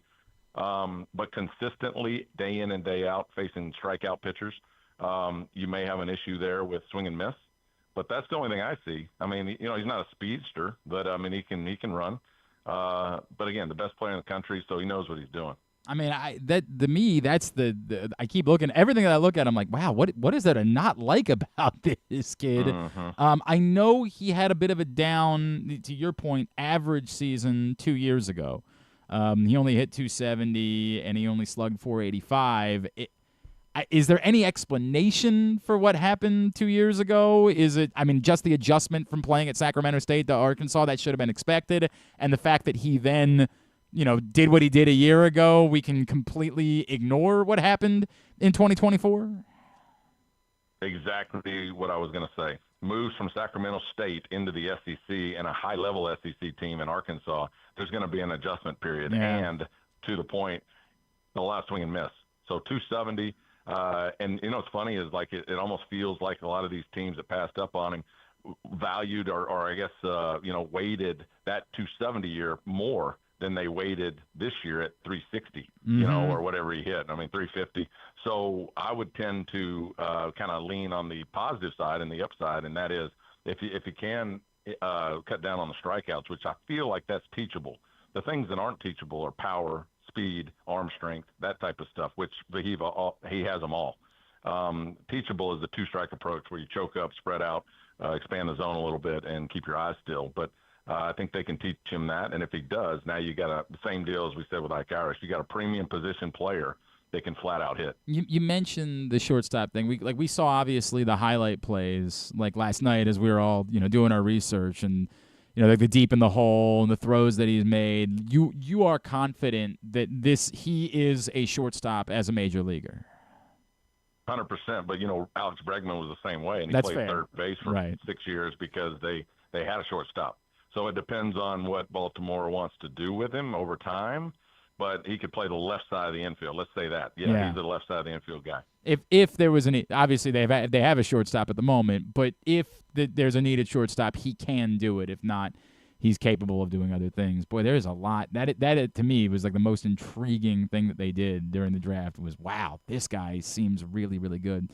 The Orioles actually ended up taking a couple other, and I apologize because I don't know how deep we want to go with this, but they actually took a couple of other later on last night, SEC guys. Is there anything that you could tell us about J.T. Quinn, the pitcher from Georgia? I didn't see J.T. Quinn a lot, but he was clearly one of their best on a team for Georgia that Wes Johnson's renowned pitching coach that was in his second year as a head coach. They didn't have a great pitching staff at Georgia, and that's why they got beat because they could flat out hit. But J.T. Quinn was the highlight of that staff. He's kind of a chameleon. He could do start. He could start for you. He could bullpen for you, give you length in the middle, or he could be a closer at the end. So it's just kind of it kind of moved around a little bit. Don't know a ton about him except that he was effective. And then again, I don't mean to spring anything on R.J. Austin, the outfielder from Vanderbilt. Anything on him? Well, R.J. Austin played second base too. He was the MVP of the SEC tournament a year ago. They won the SEC tournament this year, 2 years ago, R.J. Austin. So he's a high-level player that played second base. So he's a right side of the infield guy if they want to make him that. I kind of see Mookie Betts type of deal in R.J. Austin. He can run. Long way to go to be Mookie Betts, but he's capable. He's got pop. He can spray the ball around the infield, doesn't strike out a ton, and he can run. Yeah, we'll take that. That sounds pretty good. I bring up a Vanderbilt outfielder, to your point, second baseman in that case. But, a lot of us here in Baltimore are expecting that Cedric Mullins is probably going to be dealt in the next couple of weeks by the Orioles as he's a pending free agent. And the thought seemed to be when they drafted Enrique Bradfield in the first round 2 years ago that was going to be their center fielder of the future. I just wonder, like, some of these things that we critiqued about Enrique Bradfield, his hit tool. He's been hurt. He's dealt with some injuries. We haven't seen him like overwhelm in the minor leagues. But knowing what he's capable of as a center fielder, obviously as a base runner, where there's a genuine chance that he could steal 100 bases if he gets on base like that. Like, did you when he was drafted by the Orioles, were you confident that they had found someone that could be a major league outfielder? Yes. Highlight plays in center field, no real pop. So that's the difference, I think, in R.J. Austin and Enrique Bradfield. And by the way, you were right. I mean, R.J. Austin can and does play the outfield. I was just pointing out that he did play at second, plays right? The right side of the infield. Yeah. Correct. So both. I see Juan Pierre in Enrique Bradfield Jr. And so the characteristics of Juan Pierre was he didn't care about hitting home runs. He was completely focused on, number one, getting on base and stealing bases. And you've got to be all in, locked in on what you're capable of doing.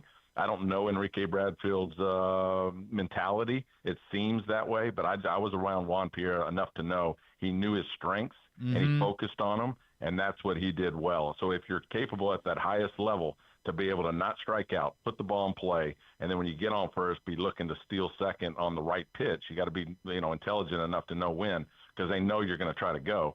That was Juan Pierre, and he popped a home run or two every now and then, but he was never trying to hit a home run. And so a lot of times you see these runners that want to hit home runs so badly that it ends up being a negative thing for them. So, again, I don't know where Enrique Bradfield is. If he's struggling at the plate, that would be my thought, is that he's trying to pop the ball a little too much in a day and age like we just mentioned. Yeah, it's where everybody's trying to spray it around in damage numbers and home runs. Well, that's not him. And then also the game's changed. You know that. Juan Pierre was a leadoff hitter. And now, if you are a leadoff hitter, Vince Coleman, Juan Pierre, they put you ninth because now you're a back end, guy, and all the damage is up top. So you got home run hitters hitting leadoff. So I don't know where he fits, but now you're looking at a capable 9-hole hitter that can play center field, and I just don't know how valuable that is now, just based on the way they use people. But we'll see. And then the other guy I just wanted to run by you because it's just been so frustrating. Your partner, your colleague, Ben McDonald, was so high on Heston Kjerstad when the Orioles drafted him and had been telling me for weeks leading up to that draft, like, I think that people are undervaluing him. I think the Orioles love him, and he's just been through so much with the myocarditis and the injuries, and it's just not working out. Do you feel like this is the type of thing, like, knowing what you know, it seems to me like he just might be the type of guy at this point that maybe needs a change of scenery and something that rejuvenates him, because it's been really tough for him trying to adjust to the major league level?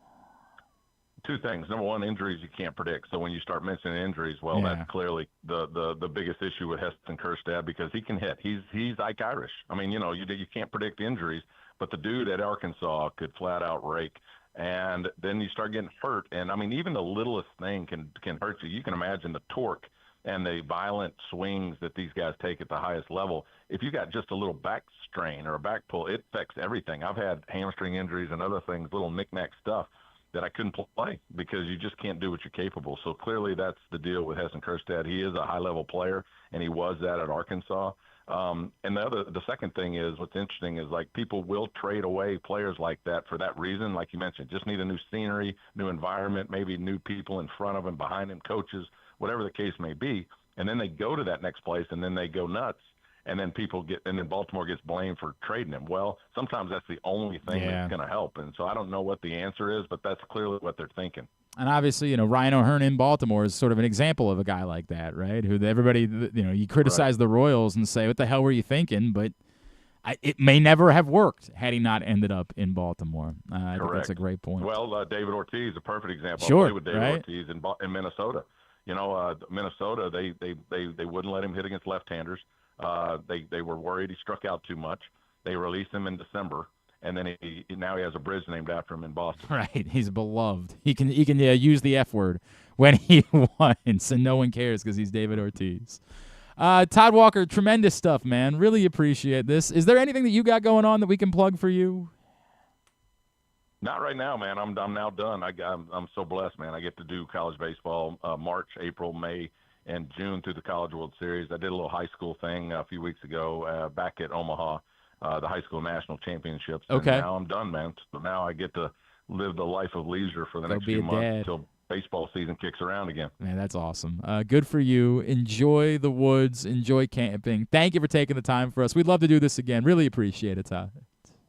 Yeah, call me. And again, if you run into Ben McDonald, tell him hello. He's one of my buddies. He's the best. And great dude. And man, he knows baseball. Well, Awesome dude. and this this is his month because it is the month of July. That's my favorite right. thing. We love that so much. Thanks, Todd. Really appreciate you, man. You're welcome. Take care. That's Todd Walker, ESPN and SEC Network college baseball analyst and former MLB infielder. Appreciate him hopping on with us and giving us some thoughts on the Orioles draft class. We'll continue that conversation in a minute. Butch Thompson, who is Ike Irish's coach at Auburn, will be joining us in just a moment. I realized that we didn't put up – Griffin left them sitting here for me, but I think just because I got frustrated by the fact that the Orioles scored 1 run over the last 2 games, I was not inspired. Maybe in turn we'll leave them up all week because there won't be another baseball game until Friday night. But while I was gone, Andrew Kittredge, Jacob Stallings, Trevor Rogers, my God, Gunnar Henderson. That's Alex Jackson. Apparently we don't have a headshot yet for Alex Jackson, so Griffin printed out the most pixelated picture of Alex Jackson that I could possibly imagine. We'll try to get a new one. He's doing the sprinkler. That's pretty good. I appreciate that, but we need to get a headshot. And then Dean Kramer from Friday for his 7 shutout innings. They all add to their, or in the case of Stallings, Jackson, and Kittredge, their first man of the match. And then for Rogers and Kramer, they're now tied for the team high with their 3rd. Gunnar gets his 2nd for the pinch hit home run against the Mets in Game 1 of the doubleheader. So that's where we are. We'll leave those guys up there for a minute. And look, it did end up being a disappointing week, but not a week where we would get rid of, as I said, man of the match can be on the chopping block. They're one more 1 in 5 week away from man of the match disappearing. They've done just enough every time I've threatened that I can't get rid of it. So I'm not getting rid of it. But as always, on watch. Come back next week. We'll see how it goes. And at some point, this board might just do what I did with that butter they gave me at the Blue Crab in Bethany Beach and yeet it out into the street, or what my kids were doing with the jellyfish. I might just take this board and chuck it out into the parking lot here at the press box offices. It's the way that I feel. Man of the match brought to you by Live Casino and Hotel Maryland. Always the best place to watch all the big events. Another big UFC fight coming up this Saturday night. And you can pay, I think it costs $600 now for pay-per-view, something like that. It's outrageous. If that's what you want to do, God love you. But instead, what I would encourage you to do is head to Sports and Social inside Live Casino and Hotel, where they show all of the UFC fights for free. There's no cover charge. You just make your reservation, you get your table. That money that you would have spent on the pay-per-view, you can instead spend on delicious food inside Sports and Social. Or you could spend it winning some bets at FanDuel Sportsbook, which is just steps away. But the best place and the best atmosphere, the 100-foot media wall, incredible atmosphere inside Sports and Social at Live Casino and Hotel. I would encourage you to check that out Saturday night for UFC 318. Yeah, Dan, we didn't really have a lot of time to talk about Wimbledon today. As you know, I was glued during the time that I was gone. Bummer, obviously, on 2 fronts this weekend. Look, Iga Swiatek is one of the best players in the world, and the fact that she had, because of various reasons, slipped in being ranked number 8 going into Wimbledon, that was not a true representation of who Iga Swiatek is. Iga Swiatek is one of the best tennis players on the face of the planet. And so the fact that she won Wimbledon is not surprising. That she double-bageled Amanda Anisimova was a huge bummer on a few different fronts.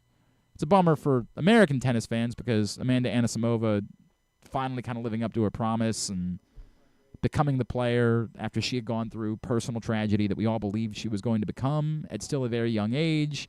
An incredible win over Arina Sabalenka in the semifinals. You really wanted to see her have that moment, and instead, even if you're a fan of Iga, you just don't want to see 6-love in a Wimbledon final. I mean, that's brutal. I mean, just brutal for tennis fans. So congratulations to Iga. And then the men's thing, like, everybody wanted it to be Alcaraz Sinner again. But for those of us that care about tennis, I get it. For the average person, they don't care at all about this. It's just really brutal that last week, Jannik Sinner was down 2 sets to Grigor Dimitrov, was getting his butt kicked, and then Grigor Dimitrov had to retire from the match with a torn pec. And there's that what could have been, and that feeling of, like, did Jannik Sinner even belong in the final? And you normally like the tennis gods to kind of take, or the sports gods to kind of take care of those types of things. That didn't end up being the case. He wins Wimbledon. He is the deserving champion. Any player could get through to an injury to their opponent. It can happen at any point at any time. Injuries are a part of sport. You just, as a tennis fan, because I am, wish that it wasn't part of the story of the guy that ultimately won Wimbledon. But, again, Jannik Sinner is the number 1 player in the world. Not surprising. It is the first time he wins a slam not on a hard court, and so that's notable. And these two dudes could be doing this for a very long time and playing really high-level stuff. Like, yesterday clearly was not as good as the French Open final, which was phenomenal. But will not be surprised at all if those two dudes are playing again in the final in New York in September. Let's talk a little bit more about the Orioles' first-round pick from last night. Ike Irish goes to the Birds from Auburn. Joining us now to tell us more about Ike Irish. He is the head coach of the Tigers, War Damn Eagle. He's Butch Thompson, and he's with us this morning here on GCR.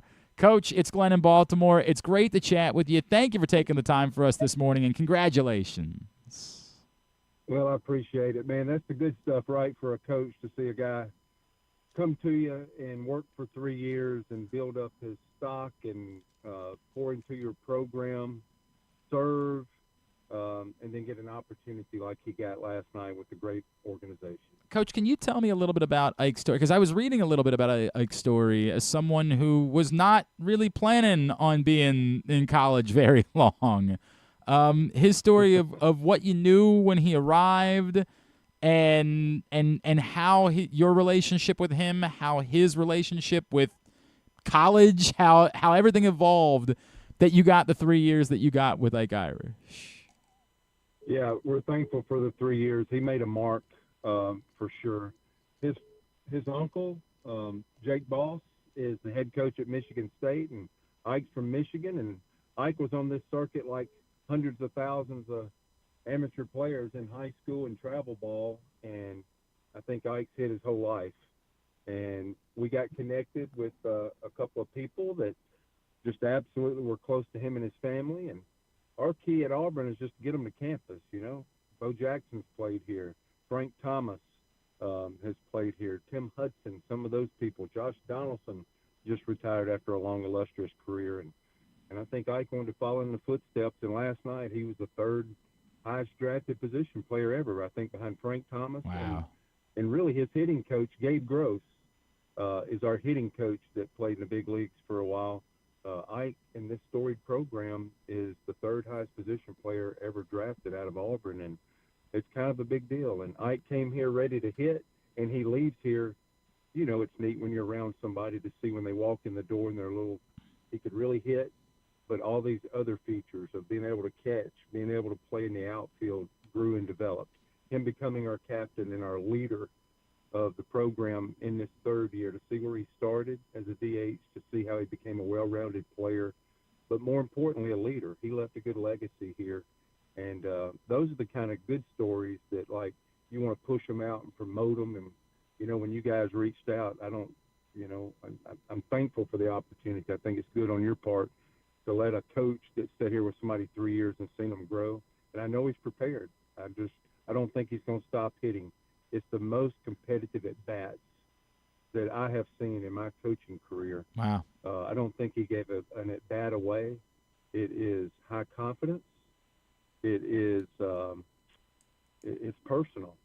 Every pitch across his home plate has been personal for him for 3 years, and I think that's one of his separators that makes Ike Ike Irish a high pick. I did not think he would be there at pick 19 for the Orioles last night, and communicated with the Orioles. They did their homework, and when he wound up falling in their lap, I think they took full advantage. I think the Orioles had a great plan. One more thought of mine as I wake up this morning.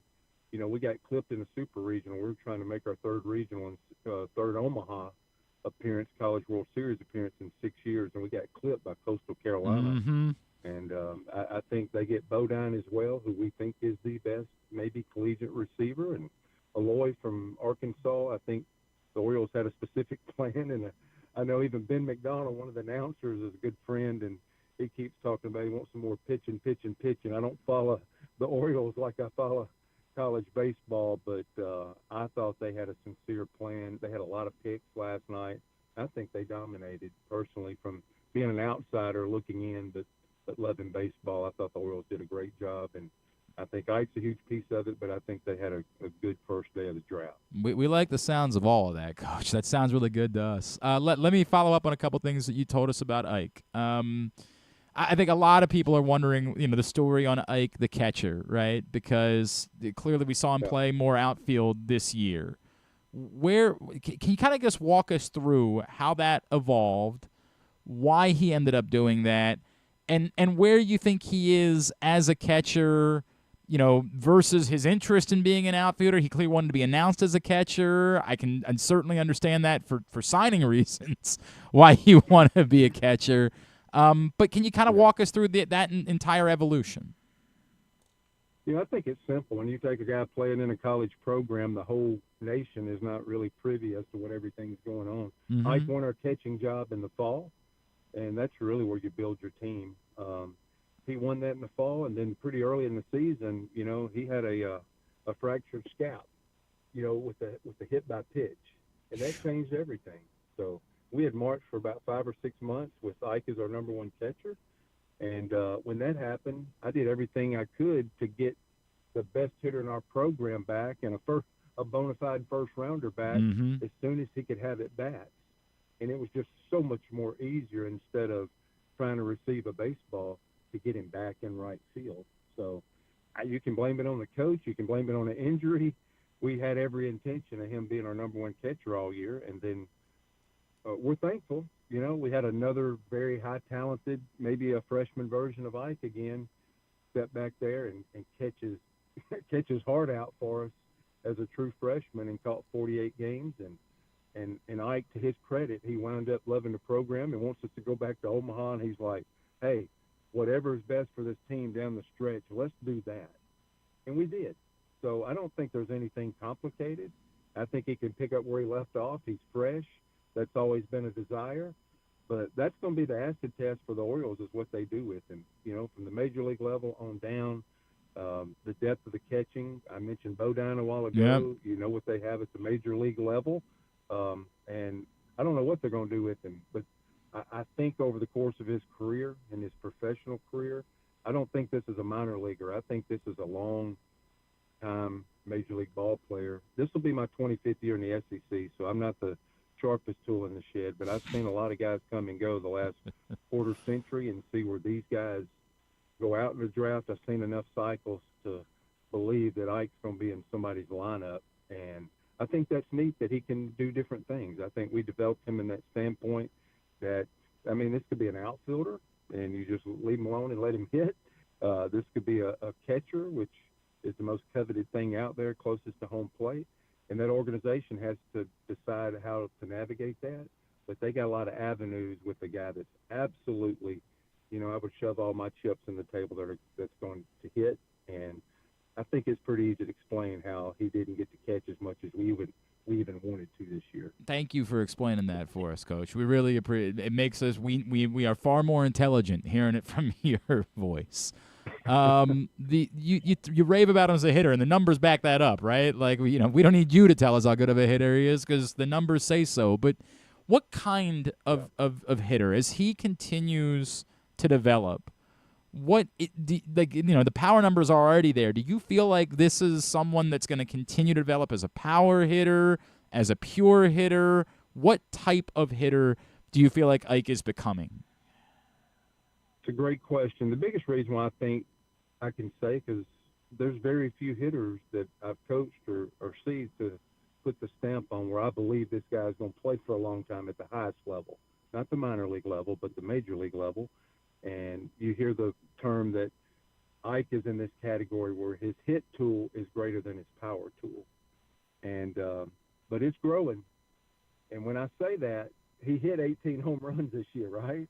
So he does have power. He hit 6 as a freshman, but he broke our single-season doubles record as a freshman. And now he had 18 home runs this year.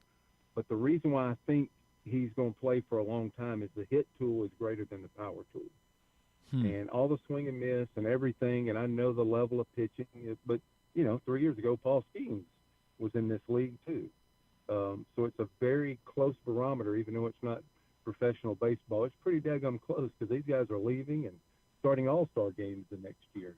So we get it's a pretty good level of baseball. It's better than it was 24 years ago. And Ike has that uncanny ability that with 2 strikes, I mean, he's just as happy when he goes backside to the 6 hole between short and third and gets a base hit. Love it.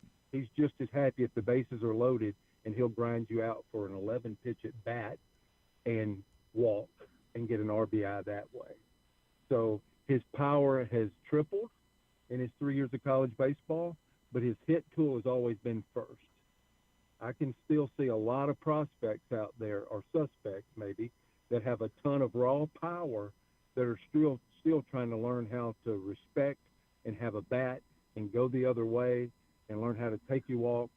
And he has an unbelievable, uncanny, special elite ability to evaluate a ball and strike. His barrel knows where to be, and he knows when to pull the trigger and when to take it from an advanced standpoint. And so you see all these players and you see similar athletic ability. His hit tool is elite, and it's above his power, even though he's showing some present power this year. The leadership part that you talked about, we know baseball, as you point out, baseball's in his bloodline, right? Like between his dad and his uncle. Was that natural for him when he arrived, or is that something that developed with his time in the program that you started to see that? Oh, I think all those were seeds, right? When he's in a baseball family like that and all the influences, it was there. But, a young person, maybe I would say just because of his age, it's like, I think when he walked in the door, like most, it's like, I got to get mine. I got to get in the lineup. This is me. And I just think as somebody evolves from a boy to a man over a process, and one of the reasons why I love these guys coming to college before they enter professional baseball is they get to go from me to we. And this is a team sport. I was learning a lot about tennis that I don't know much about. And when I was waiting to come on with you guys, this is a team sport. He came and made a difference for Auburn. What a great journey and what a great lesson. Now, whether he's with the Orioles or you know how this new world works, wherever he's at, wherever he winds up being, he needs to make a difference because he's playing with a club, and there's going to be a clubhouse, and he needs to make a difference. He's been practicing that for 3 years, and this year just absolutely passed the test with flying colors, and I like that. To me, that's another reason. The hit tool and then the leadership ability, all those seeds were there. Now he's just 3 more years mature, and he's applying that to understand, like, hey, I'm here to make a difference for the organization, not only to get what I'm here to get. And I think that's powerful. I think that's a stronger man, a stronger ball player, a stronger person in your organization when you can get them to not just focus on themselves, but to the person to your left and to your right, to the whole organization. Those are guys. Gunnar Henderson was from Selma, Alabama. He's a guy that was signed. He signed with us, and that 2 point whatever he got. I was wondering if you this now. Are you forgiving the Orioles now for stealing Gunnar Henderson away for you because they took Ike? Never. I never forget. This is personal. No, kid. And so Gunnar, I get to spend time with him because he comes back for basketball season. He doesn't get to come to baseball, but he'll come back in the off season, and I know he's a big War Eagle guy, and I appreciate him. And Gunnar has a ton of qualities. He's got a good look. He's a good player. He can put his head down, but I know he's a good person. And I know as many of those as they can get, it makes an organization better. I know it's been tough the last year or so for Trace Bright at the higher levels, but hopefully we know the talent that he has, and hopefully he'll continue on that path as well. Coach, this is great stuff, man. We're excited about Ike and what he's going to bring to Baltimore, and we look forward to whenever that happens. We look forward to seeing you here, and we'll have a crab cake with your name on it when that day does come. And we appreciate you spending time with us this morning. Coach Butch Thompson, really enjoyed this. Thank you for hopping on with us to tell us a little bit more about your guy. Thank you, Glenn. Y'all have a great day. Keep my number. We'll talk about Ike soon. Love it. Thanks, Coach. Coach Butch Thompson from Auburn. Appreciate him spending the time with us this morning here on GCR, telling us a little bit more about Ike Irish, the Orioles' 19th overall pick in the MLB Draft, and obviously a lot to like there, and that, is a pretty definitive explanation. Fractured scalp, which, by the way, how terrifying does that sound? It seems like it's maybe a greater statement that, like, he got back on the field at all. And maybe less that he wasn't catching, more that, like, dude, how insane is it that he had the season that he had when that was what he was coming back from?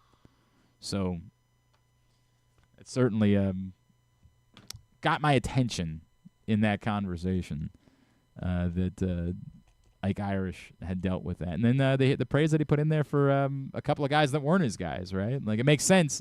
We always say this whenever we have a coach on. Like, we expect that he's going to praise his guy. But went out of his way to really talk up two of the Orioles' other picks, and particularly Caden Bodine, the catcher from Coastal Carolina. And yes, I know everybody keeps talking about how kind of strange it is the Orioles have been loading up on catchers. But, it's the twofold thing. It's one, to me, I don't think there is a question about whether or not Adley Rutschman's going to be around. I've said that for some time. If you were going to extend Adley Rutschman, the time to do that was some time ago. You might maybe make the argument that Adley Rutschman's struggles perhaps make him more signable now than we expected him to be at this point, but I've just never, once you get this deep into it, I don't think that it's happening.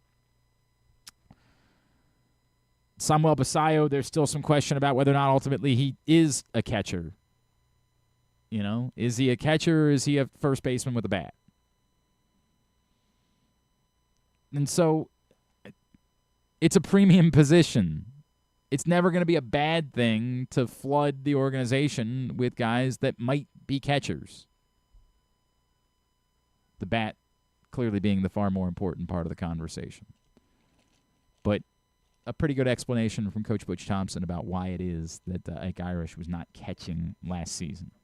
We continue along on a Monday edition of Glenn Clark Radio. Again, before we get out of here today, we're scheduled to be joined by NBA champ and former Maryland Terrapin Aaron Wiggins. Look forward to that. But before we do that, let's talk a little bit more Orioles on the field, what they've been doing, what's coming.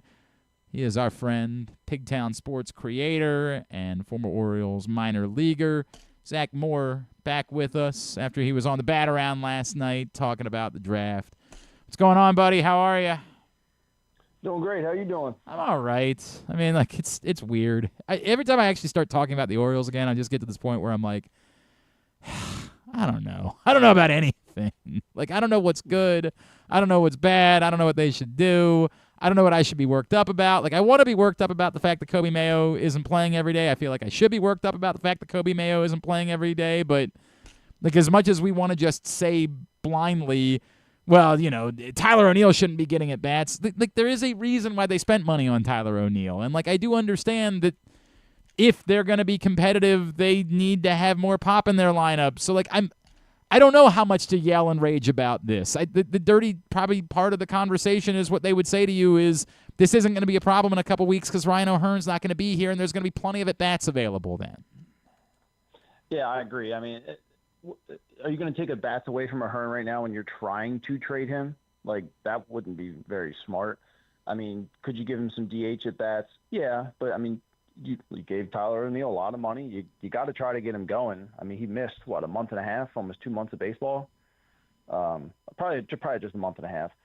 But I mean, you got to try and get him going, and just they're not there. You're not going to sit Ramon Urias down. I mean, somebody may call and ask for him. I mean, you got to keep those guys healthy, and if they plan for Mayo to be here for a while, I mean, he's just going to have to take his lump for right now, and then, like you said, when Hearn's out of here or whoever else, that hole in the lineup opens up. Yeah, and it doesn't mean that I don't think, like, I get the frustration. I really do understand the frustration of it. Finally seemed like Kobe Mayo was turning a corner, and now I understand it, but I just don't think it's easy. And that's the difficult part for me is, does it feel like there should be more at-bats than what there have been? Probably. But I don't know, man. All right, let's talk about it because you just said something there. Besides the pending free agents, who else to you is viable to be dealt before July 31st? Teams need good utility players. I would not be shocked if somebody at least calls for Ramon Urias.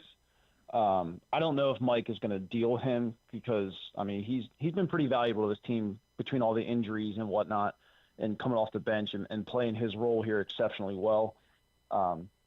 I could see them, calling for Kittredge, because he does have that option next year, which makes him a controllable arm. I mean, obviously Brian Baker's already gone. I didn't think Baker would go yet. I'm not going to complain about a first-round pick about it, though.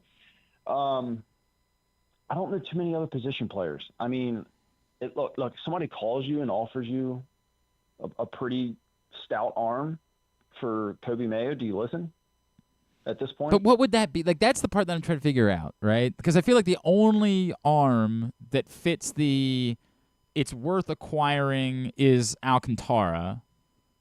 And I'm thinking more Bubba Chandler.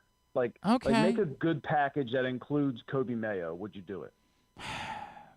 Boy, I don't want to. It'd probably be like Mayo, Bradfield, and then like some other kind of a pretty decent arm. But you're requiring a guy who's really close to being major league ready. They need hitting. We need pitching. I haven't thought about this at all, right? Like at all. Yeah. Boy, someone who hasn't reached them. You're making the bet. God. I guess I would say I'm not going to flatly say no, but that's a tough gamble to make, right? That is a really, really tough gamble. I have said all along, at some point you have to be willing to pay the tax for pitching because you just haven't done it, and you continue to not do it. But that's the situation they put themselves in. It's like they told us they're going to be their draft philosophy is I know. Draft the hitters and trade for pitching. I mean, when are you going to pull the Band-Aid off? Well, I mean, they've made lots of pitching trades. They just sort of have meh to show for it, right? Like they have this version of Trevor Rogers right now, which is a good one, and you hope it continues. But I don't know that. And you had last year's Zach Eflin, and they've made lots of pitching trades. I just don't know that they have any special sauce. I don't know that they're any better at identifying the pitcher that you should trade for than any other front office would be. It seems like they're kind of right in the middle where they're capable of making some good trades and they're capable of making some bad trades, and they've not done – it's not a plus to me they're trading to make up for the deficiency of drafting and developing. Yeah. Yeah, I agree with you. Well, then – let's have the conversation about the other one, which is Dean Kramer. Mm-hmm. Would you listen? I don't know. I really don't know because at some point, should you listen? Maybe, but you got to eventually draw a line and say, this is a controllable arm. I need arms, obviously. Now, if I'm getting back, if somehow you flip Dean Kramer for a guy with 3 more years control, or 4 or something like that, who's in the big leagues, but he's in that year 1, year 2 kind of thing, you identify as good, that's one thing. To flip him for a prospect, I would say probably no, because at least you know what you get out of Dean. You know most times you're going to get a pretty decent outing. Sometimes you're going to get a pretty bad outing. But for the most part, you're going to get an okay outing out of Dean Kramer. I don't know if I'd flip that for a prospect. Yeah, it's a tough. Not with what you need. I'm in a really tough place with that conversation because the truth is you need better than Dean Kramer. But are you going to do that? Like, you need a number 4 starter too. I am really torn about that one. That one, Buck brought it up to me a couple weeks ago, and I hadn't thought about it at all. And I said, "Wow, you're right." Like they're in the Orioles world where they're constantly looking for value. Is there, a depleted trade market where there isn't a lot of pitching available, and someone calls and offers you something that is greater than the actual value of Dean Kramer? Yeah, I think that's plausible, right? Like, I think it's absolutely plausible that there's a team that says, we need pitching, Zach Eflin's not the answer, but you've got this guy Kramer, and we think he could be the answer. And in your heart of hearts that for all the good of Dean Kramer, there's the other side of him. So, I wrestle with that one, man. I really do. I wrestle with the idea of trading Dean Kramer. I would be for it if they had things around it built up. But, like, right now you're going into next year with guys coming off the injury list. You have, 4, 5 open spots in your bullpen. You're losing potentially Sagano, potentially Morton, who could be traded. If he drops off a third starter, like, now you're having to sign, 5, 6, maybe 7 pitchers. Like, that puts you in a hole. If you only needed to sign maybe 2 or 3 next year, maybe 1 starter, yeah, go ahead and make that trade pretty quick. Yes, for me. They've dug themselves a pretty bad hole in the pitching market right now, and I don't know if they can afford to try to let go of Dean and hope you get better, unless you definitely can get better, like you said. He is Zach Moore. He's with us here on GCR. Of course, Pigtown Sports is where you find him. Zach, I'm in the place where, like, the team on the whole has played a little bit better. That's in part because the bar was so low that they had to play better. There's nothing to me that has been predictive that suggests that there's anything interesting coming. I think we know. I do think the Brian Baker thing was a sign of them recognizing, like, we can keep saying everything we want about maybe you wake up, they're only 7 games back. You can say all those things all you want. I think they know this just isn't a very good baseball team. I don't think there's a whole lot of conversation to be had about the actual team on the field until we get past July 31st. And then I do think it becomes interesting to watch, hey, how do we feel about a healthy Adley Rutschman at the end of the year? How are we feeling about, Gunnar Henderson's power by the time we get to the end of September? Like, I do think there are things that are intriguing. I just don't think they're going to have anything to do with wins and losses. Yeah, I mean, this team likes to get you excited. Get you a good little 6-game stretch, go 4-2, and then do a back-to-back, and then 2 stinkers. Yep. And they seem to do it often. It's like their consistency is just not in a place that it needs to be. I mean, they've won a lot of baseball games since June 1st. I believe it was 2nd or 3rd most in the league, and didn't hop anybody in the standings. And it's like, I still think there's a good baseball team down in there somewhere, and they show it some nights, and then some nights they kind of hit that rewind button and go back to what they've done, early in the season, where they just don't look like they want to be there. 1, 2, 3 things kind of go wrong. You get a base running mistake, or you don't get a hit with runner in scoring position. And it seems like some nights that those heads just go down, and it's kind of just spirals out of control. I don't get that part. And then other nights, they just look like a great baseball team. They pitch good, they hit good, they feel good, and they get the fan base excited again. I don't know why it is that anybody be disappointed by this. Like, this is who they are. Like, this is, if you're worked up about it, you're just not paying attention. Like, that's just sort of the reality of the circumstances. What did you make? Yeah. Obviously they don't take any pitchers in the first 4 picks, and we can flame about that, but it's sort of what they do. What did you make of the draft strategy? What did you make of what they actually did? I like the guys they got. They got a lot of talent that seemed to fall. I was checking some forum boards this morning, and some teams had Ike going number 2 overall. And he falls to 19. I mean, I know most of the scouts didn't have him up that high. I think people were kind of maybe just anticipating the Angels being the Angels and making a pick like that. A lot of people said it was the most major league ready bat in the draft. And you can't complain about that. Yes, he's left-handed. There was a website that used to keep the splits for college called Friday Night Starters or Friday Starters or something. They're no longer active anymore, but they were active through June of last year. And as of last year, Ike was hitting 364 against lefties, which is good to see. I can't find anything for what he did this year, but if he's a lefty that can hit lefties, that's a good thing. You take arguably one of the best players in the country at Bodine, and as your second first rounder, the catcher, defensive first catcher, but he's still a switch hitting catcher who's got good bat to ball skills. And what was the next one there that they took? Was it the Aloy? Aloy. Aloy, yeah. I mean, how can you argue with that? He's the best player in the country. Voted wise, the Golden Spikes guy. And then they took Slater, the high school kid at 37, the Brian Baker pick. And some people thought that was a reach. I mean, he's 5'8". He's a little guy. He draws a little bit of comparisons to Corbin Carroll.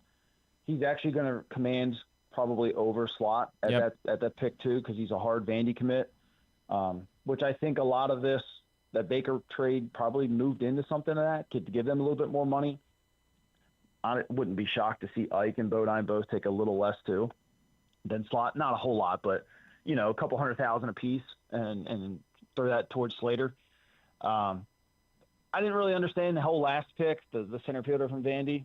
I'm sure he's a great player. I just didn't understand that one, but I mean, I think they attacked it. They looked at pitching, I'm pretty sure. I don't want to be too confident in it, but I bet you they were really looking hard at Patrick Forbes at 30, and he went 29. And then, Riley Quick was right there at 37, and then he went 36. So I think they just went with the next player that they had on their board available after they were targeting pitching, I think. And then they just took what was left on their board as the next best guy. Yeah, and I can't argue that, but right, and I can't have any complaint about any of the picks. They all seem like picks that probably, to your point, the DeBrun one, you know why you got to do that, because you got to get him to sign. And the other guys, it seems like maybe you even promised a little bit more. You're going to have to go a bit over slot, because those were guys that were probably a little bit more valuable. Like, I can't knock any of the picks themselves. The only take, if you will, that I can have is that, like, the pitching has to come from somewhere at some point. It has to. Yeah. And the thing that I said earlier, like, I just can't believe that they know something. They can make stealth trades in order to do this, because they've been trying to do this with stealth trades, and it hasn't worked. So I think the game's changed too. Like, there was a while there where you could draft bats and trade it for pitching, because pitching was a surplus around the league. Yeah. With injuries the way that they are nowadays, no one trades pitching that often. And I think that style of drafting may kind of hurt the O's. And they need to kind of maybe flip the switch a little bit and start bringing their own guys in. I think that's the reality, man. And they didn't do it this year, so I don't know when they're going to do it. I don't know when that's going to be the case. Michigan State guys, yeah, interesting, right? Yeah, 6'8", right? Yeah, but he throws like Shamanaya, where he like steps almost into the left-hander's batter box and then throws across. But at 6'8", I mean, if they can work on that extension, that 91 will start to look, 94, 95. And they can get sneaky on guys, and plus he's lanky, so he can hide the ball forever. I mean, he'd be a pretty interesting guy to see how they work on him, to see how he translates it. Throwing strikes in the minors is completely different than college for some reason. Yeah, that is a completely different world. There is no doubt about it. You excited to see? Look, I don't care at all about, like, I won't even watch All-Star games anymore. As a kid, it was the best thing in the world. I don't care for exhibition sports. It will never be something for me. I will watch. I'll think of a movie that I haven't seen recently, and I'll watch it tomorrow night. But the thing that might get me to watch is the ABS thing. I am actually genuinely fired up about this, because I'm sick of reading more and more things. And I'm telling you, from all the players that I've talked to, I've gotten we're not here for AB. I want to say to you, God love you, God bless you. You're a part of this, but you're going to have to deal. I am so prepared to just say the hell with the challenge, the hell with all of this. Just go to ABS already, for God's sakes, So that actually might get me to watch the All-Star game tomorrow night. Yeah, it'd be interesting how that works out. I mean, even as a player trying to adjust to that, and then even just watching some of these catchers that want to pull the ball, a foot into the strike zone. Yeah. Maybe they'll just catch it. I'm with you. I may peek at it for an inning or two and see how it works out, and then I'll be bored and go watch something else. But I am. Those things bore me. They bore me entirely, but I am ready for ABS, man. I am beyond ready for it. All right, remind everybody. Derbies are fun. Yeah. I don't know. I'll look at it for a minute, and then I'll look at something else too. That's just where I am. Remind everybody where they're finding you. Pretty much everywhere: YouTube, Twitter, Facebook, Instagram, TikTok, you name it. Pigtown Sports. Check it out there. Zach, always appreciate you, bud. Let's talk again real soon. Thanks for doing this. Sounds good. Thanks. We'll come back in, scheduled to be joined by a Maryland legend and now an NBA champion, Aaron Wiggins. Next up on the docket on a Monday edition of Glenn Clark Radio. Feeling sluggish, unfocused, or not like yourself? It could be low testosterone. At Game Day Men's Health, we specialize in testosterone replacement therapy to help men boost energy, improve mood, and regain confidence. Our treatments, including testosterone cypionate, are safe, natural, and tailored to fit your lifestyle with weekly injections or pellet therapy. Get started today with a free testosterone test and feel the difference. GameDayMen'sHealth.com. Game Day Men's Health, where men reclaim their game. Make the most out of every day in your Toyota RAV4. Available in hybrid or gas-only models. A RAV4 can get you where you want to go in style. Check out buyatoyota.com for deals on new RAV4s from your local Toyota dealer today.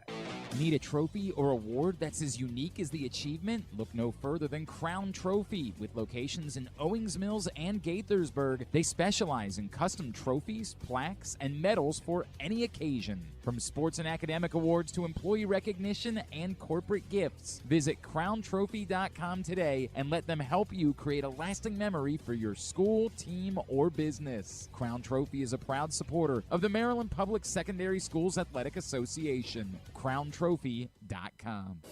The latest edition of Press Box is available now. On the cover, we celebrate the first ever Baltimore basketball player to reach the Naismith Hall of Fame as we talk to those who knew Carmelo Anthony best about how his Baltimore upbringing shaped his legendary career. Also inside, Bo Smoke profiles Ravens second-round pick Mike Green, and find our annual summer travel section with information on some of the best sporting events and activities in Maryland that your family can check out all summer long. Press Box is available for free at over 500 locations throughout the region, including 60 Royal Farm stores. Or you can read the entire issue online at PressBoxOnline.com, where you can also find great betting advice and the best daily coverage of the Orioles, Ravens, and Terps.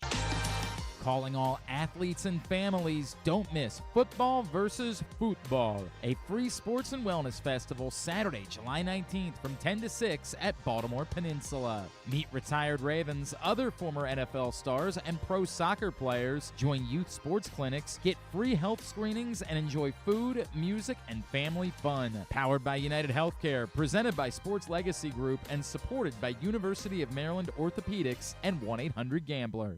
For fans of the Costas Inn, and who isn't, I have some great news. Now there's a second location to go along with 4100 North Point Boulevard. This one is at the Timonium OTB. This is Stan the Fan, and I have been a fan of the Costas Inn and Triantafalo's family for going on 30 years. They're open for lunch and dinner, same great Costas feel, same great menu and quality food you've been enjoying for well over 50 years. The exact address on your GPS is 2200 York Road, and their phone number at the new location is 667-406-1975. If you're new to the Costas experience, get ready for a real treat. All wrapped up in a new spacious dining room in Timonium at the OTB. If you want steamed crabs, you have them, and the full menu at 4100 North Point Boulevard. The number for reservations there at Costas, 410-477-1975. One of the things that's definitely wrong with this country is that this dude still has a job somehow, some way. Glenn Clark. All right, back in here on GCRs. Continue along on a Monday edition of the program. And we will get 3 up, 3 down up. I promise we'll do it in a second. We have so much going on. This is what happens when you go away for a week is you come back and there's like a million things to talk about. And then later on this week when there's no baseball games, I'm going to find myself like on Wednesday being like, all right, so what do you guys want to talk about? What's going on in your world? just the way that it works, man. That's the way these weeks go, and we deal with that. I did watch the Formula One movie while I was down at the beach. I did the thing with my family that we bat 1,000 at this, where we decide ahead of time what the movie will be that we'll go see on the rainy day at the beach. And then we get to the rainy day at the beach, and we say, okay, now let's go buy the tickets to the movie. And it's sold out because everyone else had the exact same thought as we did. And they were a bit more proactive in like looking ahead of time at the weather than we are, where we can't make a decision until like 2 minutes beforehand. So then we say, well, we can't do that. We'll have to go do something else. But now the kids are super worked up because they wanted to see the movie, and they're like screaming at us about how, hey, what the hell happened with the movie? What's going on here? And we then say, sorry, we were going to do it because it was raining. We're not going to take time away from the beach to go to the movie theater. And then they yell and scream and lose their minds about it. And you promised, and you said we were, and the whole thing. And it ain't great. It ain't great, is all I can say. It's just not ideal. So we had perfectly sunny day at the beach, beautiful day outside, all the weather you could ask for, and we were sitting inside a movie theater. And it's like the 4th consecutive year that that's happened to us. And I know we're not the only ones. I'm sure this has been a problem for others. But God, is it frustrating. So there was that. Other than that, though, enjoyed Formula One. It was a fun movie. It was a good time. It's okay. Just hang up. I'll deal with it. Don't keep, don't worry about that. I'll handle it as much as I can handle it. And what we'll do is we'll hit the other thing that we're supposed to do, and it'll buy us a little bit of time. I enjoyed Formula One. I also watched Sinners for the first time last week while I was down there at the beach. I enjoyed that. That was great, too. Now, we do this on Mondays. Let's do it now. Go ahead.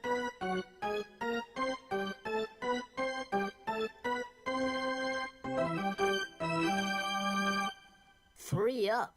And 3 down.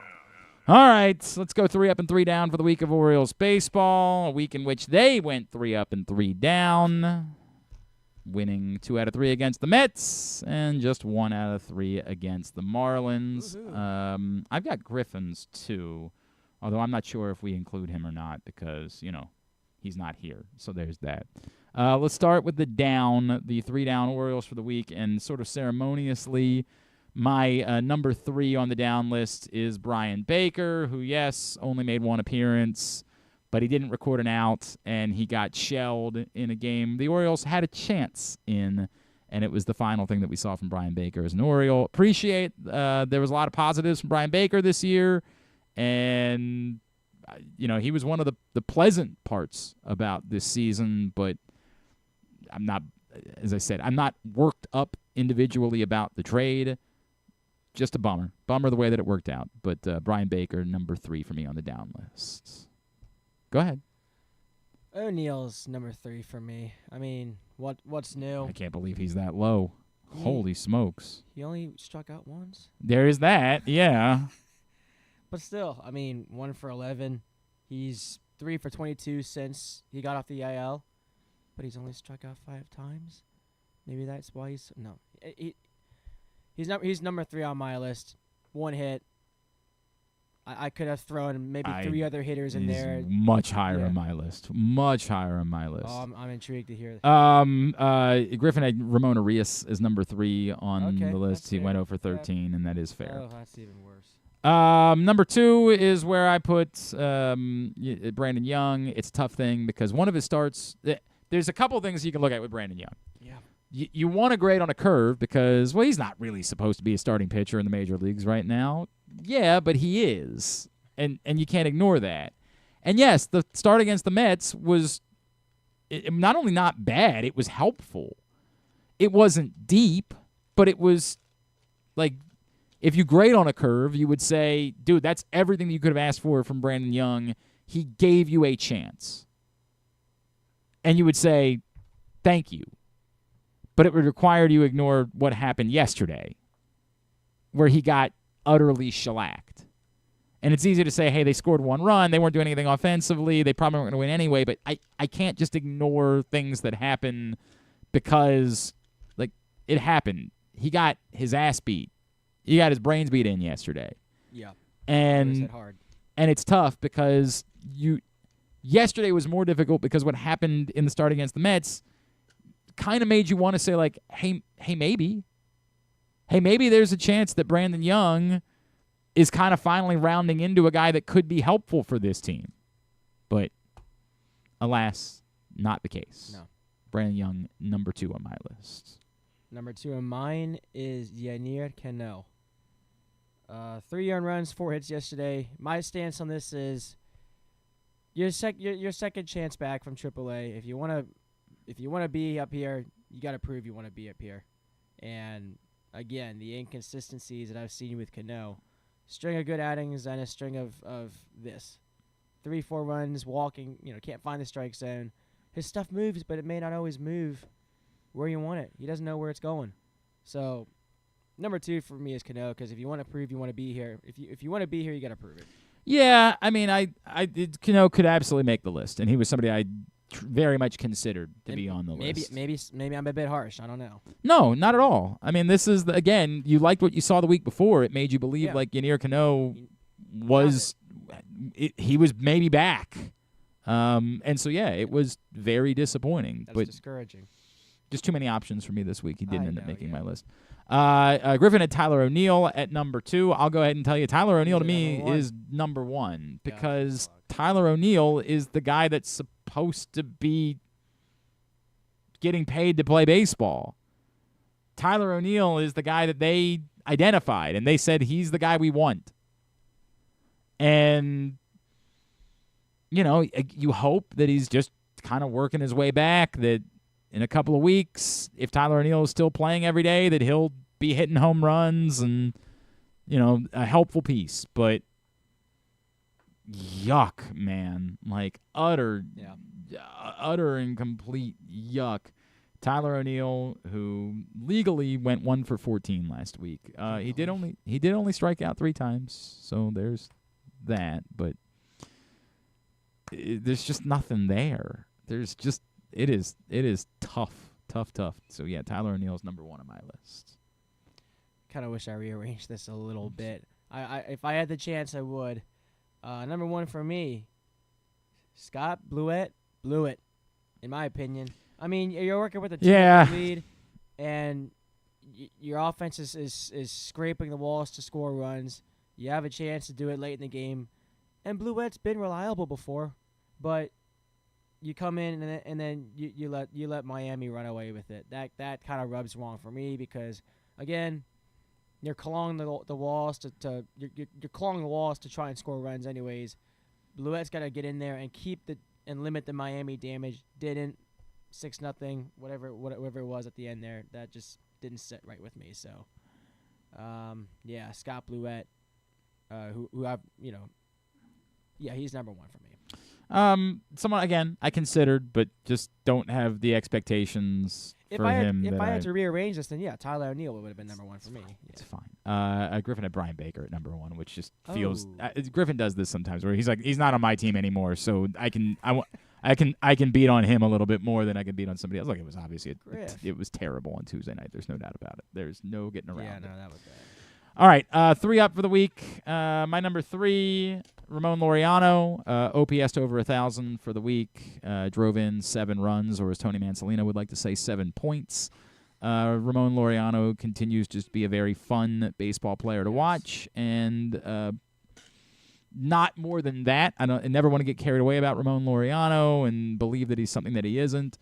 But Ramon Laureano, number 3 for me. Oh, we matched there. Same here. Griffin also had Ramon Laureano as number 3. Oh, 3-way.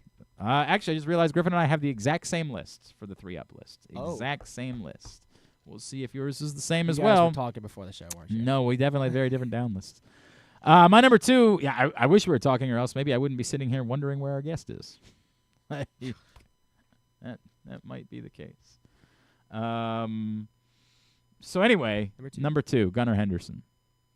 OPS 1,200 for the week. 4 of those 8 hits go for extra bases.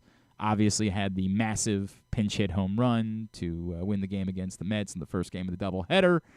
I am not, this is not a Gunnar Henderson is back, but he was very good this week. Gunnar Henderson is number 2. Dean Kramer for me is number 2. Dean Kramer for both of us is number 1. For you guys? For both Griffin and I. Okay. I mean, that was fun to watch on Friday night. 99 pitches on 64 strikes, and no answer against him. Probably was the highlight of the weekend when we think about it. So I mean, Dean for me is number 2. Dean was number 1. He was phenomenal. I mean, he was just brilliant. Gross. And that's the frustrating part about Dean Kramer is we know he's capable of that, which makes his inconsistency so infuriating. It's like you know what he can do. And it's why the conversation is so difficult when it comes to Dean Kramer. Because you take the good, you take the bad, and you end up with a guy who's helpful. Like, as I said when we were talking about this with Zach Moore, Dean Kramer is like a solid number 4 starter. He's a guy that you want. But you know he can be better than that. And when he's on, that's what happens Friday night. You get Friday night. And because he can do what he did on Friday night, the scenario that Buck Showalter painted for us is very real to me. That someone else watches that and says, I want him. That's the guy. Yep. And you know he's capable of it, but you also know he's capable of being the other guy. And so do you hope that you are selling Dean Kramer as like a number 2, 3 starter when you know he's really a number 4, 5, and so the value makes it so that you would rather have the value of what someone would trade for somebody that could be a number 3. It's such a complicated conversation. But my God, Dean Kramer was so good on Friday. And has been some of the best starts this season have been delivered by Dean Kramer. And he is ever so capable of being that guy. And if you could tell me today, Dean Kramer has figured it out, he's going to turn a corner, but I don't know that his next start is going to be particularly good. Because I feel like this has been we've watched this the last couple of weeks. We've seen the good start, the bad start, the good start. Like, we've seen this. Hang on, I was trying to pull up Dean Kramer's game log. Who's your number 1? Is it Gunnar? No, mine's Trevor Rogers. That's interesting. Gonna give that one to Trevor Rogers. He was good. I mean, he was definitely good. But that's an interesting pick. All right, Dean Kramer, on June 29th against the Rays, 7 shutout innings, 3 hits and a walk. Literally about the identical as to what he did on Friday.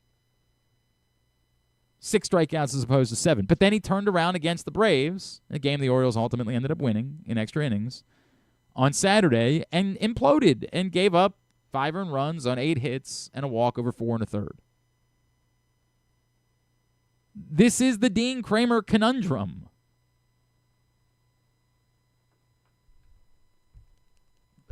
For the most part, 4 of his last 5 starts have been good, although 2 of them were short. His start in Tampa was only 5 innings, 1 run, 4 hits, 2 walks. His start in New York was 5 2/3, 1 run, 5 hits, and a walk. Those are good starts. They're just not deep. The 2 starts before that, he got rocked. It's the eternal Dean Kramer problem. But man, was he good. He's number 1 for me this week. We'll get that up at glennclarkradio.com here momentarily. All right, let's go ahead and do Tidbit and Tubular. Let's go ahead and do that, and if something changes here, then something will change.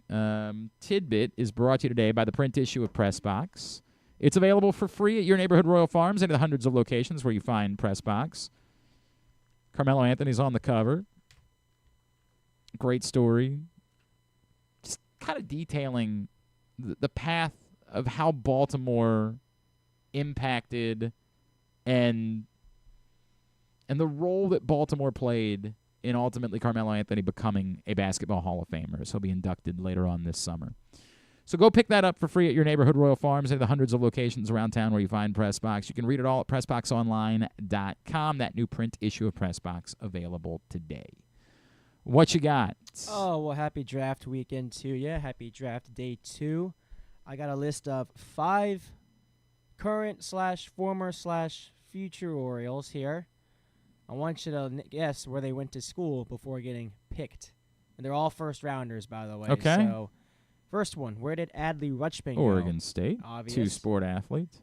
So tackled Christian McCaffrey, right? That's correct, famously. Jackson Holiday. Jackson Holiday was a high schooler. But he was still... He didn't play. He went to school. He was committed to go to Oklahoma State, but he never played there. So I'm asking where he went to high school. Oh, where did he go to high school? Yeah, I don't know what the name of his high school was. Stop. Who would know that? What was it? Stillwater High School. Oh, it was just Stillwater. Okay. Well, he was committed to go to Oklahoma State, but he never played at Oklahoma State. I mean, I was thinking that the perk there was you could have thought of where Ethan went. Oh, yeah. I guess I probably, but I don't know. Sure. Fair enough. Sure.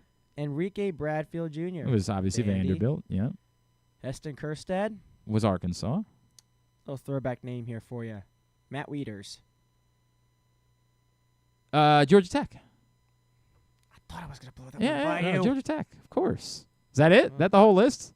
Wow. Oh, you could pull up more. If you pulled up, I would do really well with this. Okay, well I can. I wouldn't have the high school guys would not be able to name their high schools. That would never. I don't that have would high never. schoolers That would for never you. happen. I got another college guy here though. If you have the Orioles, if you go over the Orioles first rounders, I bet I would get overwhelmingly. I would get these. What if I asked you Nick Markakis? Nick Markakis. He was a JUCO pick. Yeah, I was gonna say he didn't go to college. Nobody knows the name of a JUCO. There's the name of a JUCO. That doesn't count. Young Harris Community College. Sure, I'm so sure. He's from Georgia. He's my idol, so that's how I know. Well, I love that. Nick Markakis. Don't get me wrong. I'm trying to think of other. Well, obviously Colton was Sam Houston. Sam Houston. Right. And who are the other first round picks? Well, Grayson was high school. He was Texas high schooler. Honeycutt was North Carolina. North Carolina. Yeah. DJ Stewart was Florida State. Who the hell else? Who am I not thinking of? Was Hunter Harvey high school? Pretty sure he was high school. Well, that's a good question. Hang on a second. Pull up Orioles first round pick history. Yeah, there should be a website. Go over that. Somebody's got. Hello, how are you? Kind of. Oh, thank you. Could you just leave it there at the front desk for us? Oh, right there? Oh, yeah. Right there.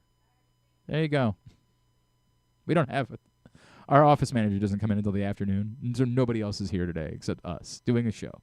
And normally Griffin would get up and race out there in the middle of it and be like, hey, man, we all are still doing a show. You can just, do that number. Mount Castle was high school. Right. Cody Sedlock. Do you remember that? Illinois? Yeah. Yeah. Hunter Harvey was high school. That's what I thought. Oh, how about Kevin Gosman? Kevin Gosman. LSU. Yeah. I know that. Manny was high school. Bundy was high school. Matt Hobgood was high school. Brian Mattis? San Diego. Right? Yeah, no. Yeah. San Diego. Pedro Beato was a first rounder. But like a later, he was like a compensatory or something like that, right? Because he was picked after Billy Rowell, who was a prep school guy. Billy Rowell was definitely high school. Pedro Pedro Beato? St. Petersburg College. Yeah, I mean that's not a. No. All right. Yeah, we're going way down. We got 20 years back, and I got all of them. Perfect score. It's your boy over here. All right, why don't we get totally tubular?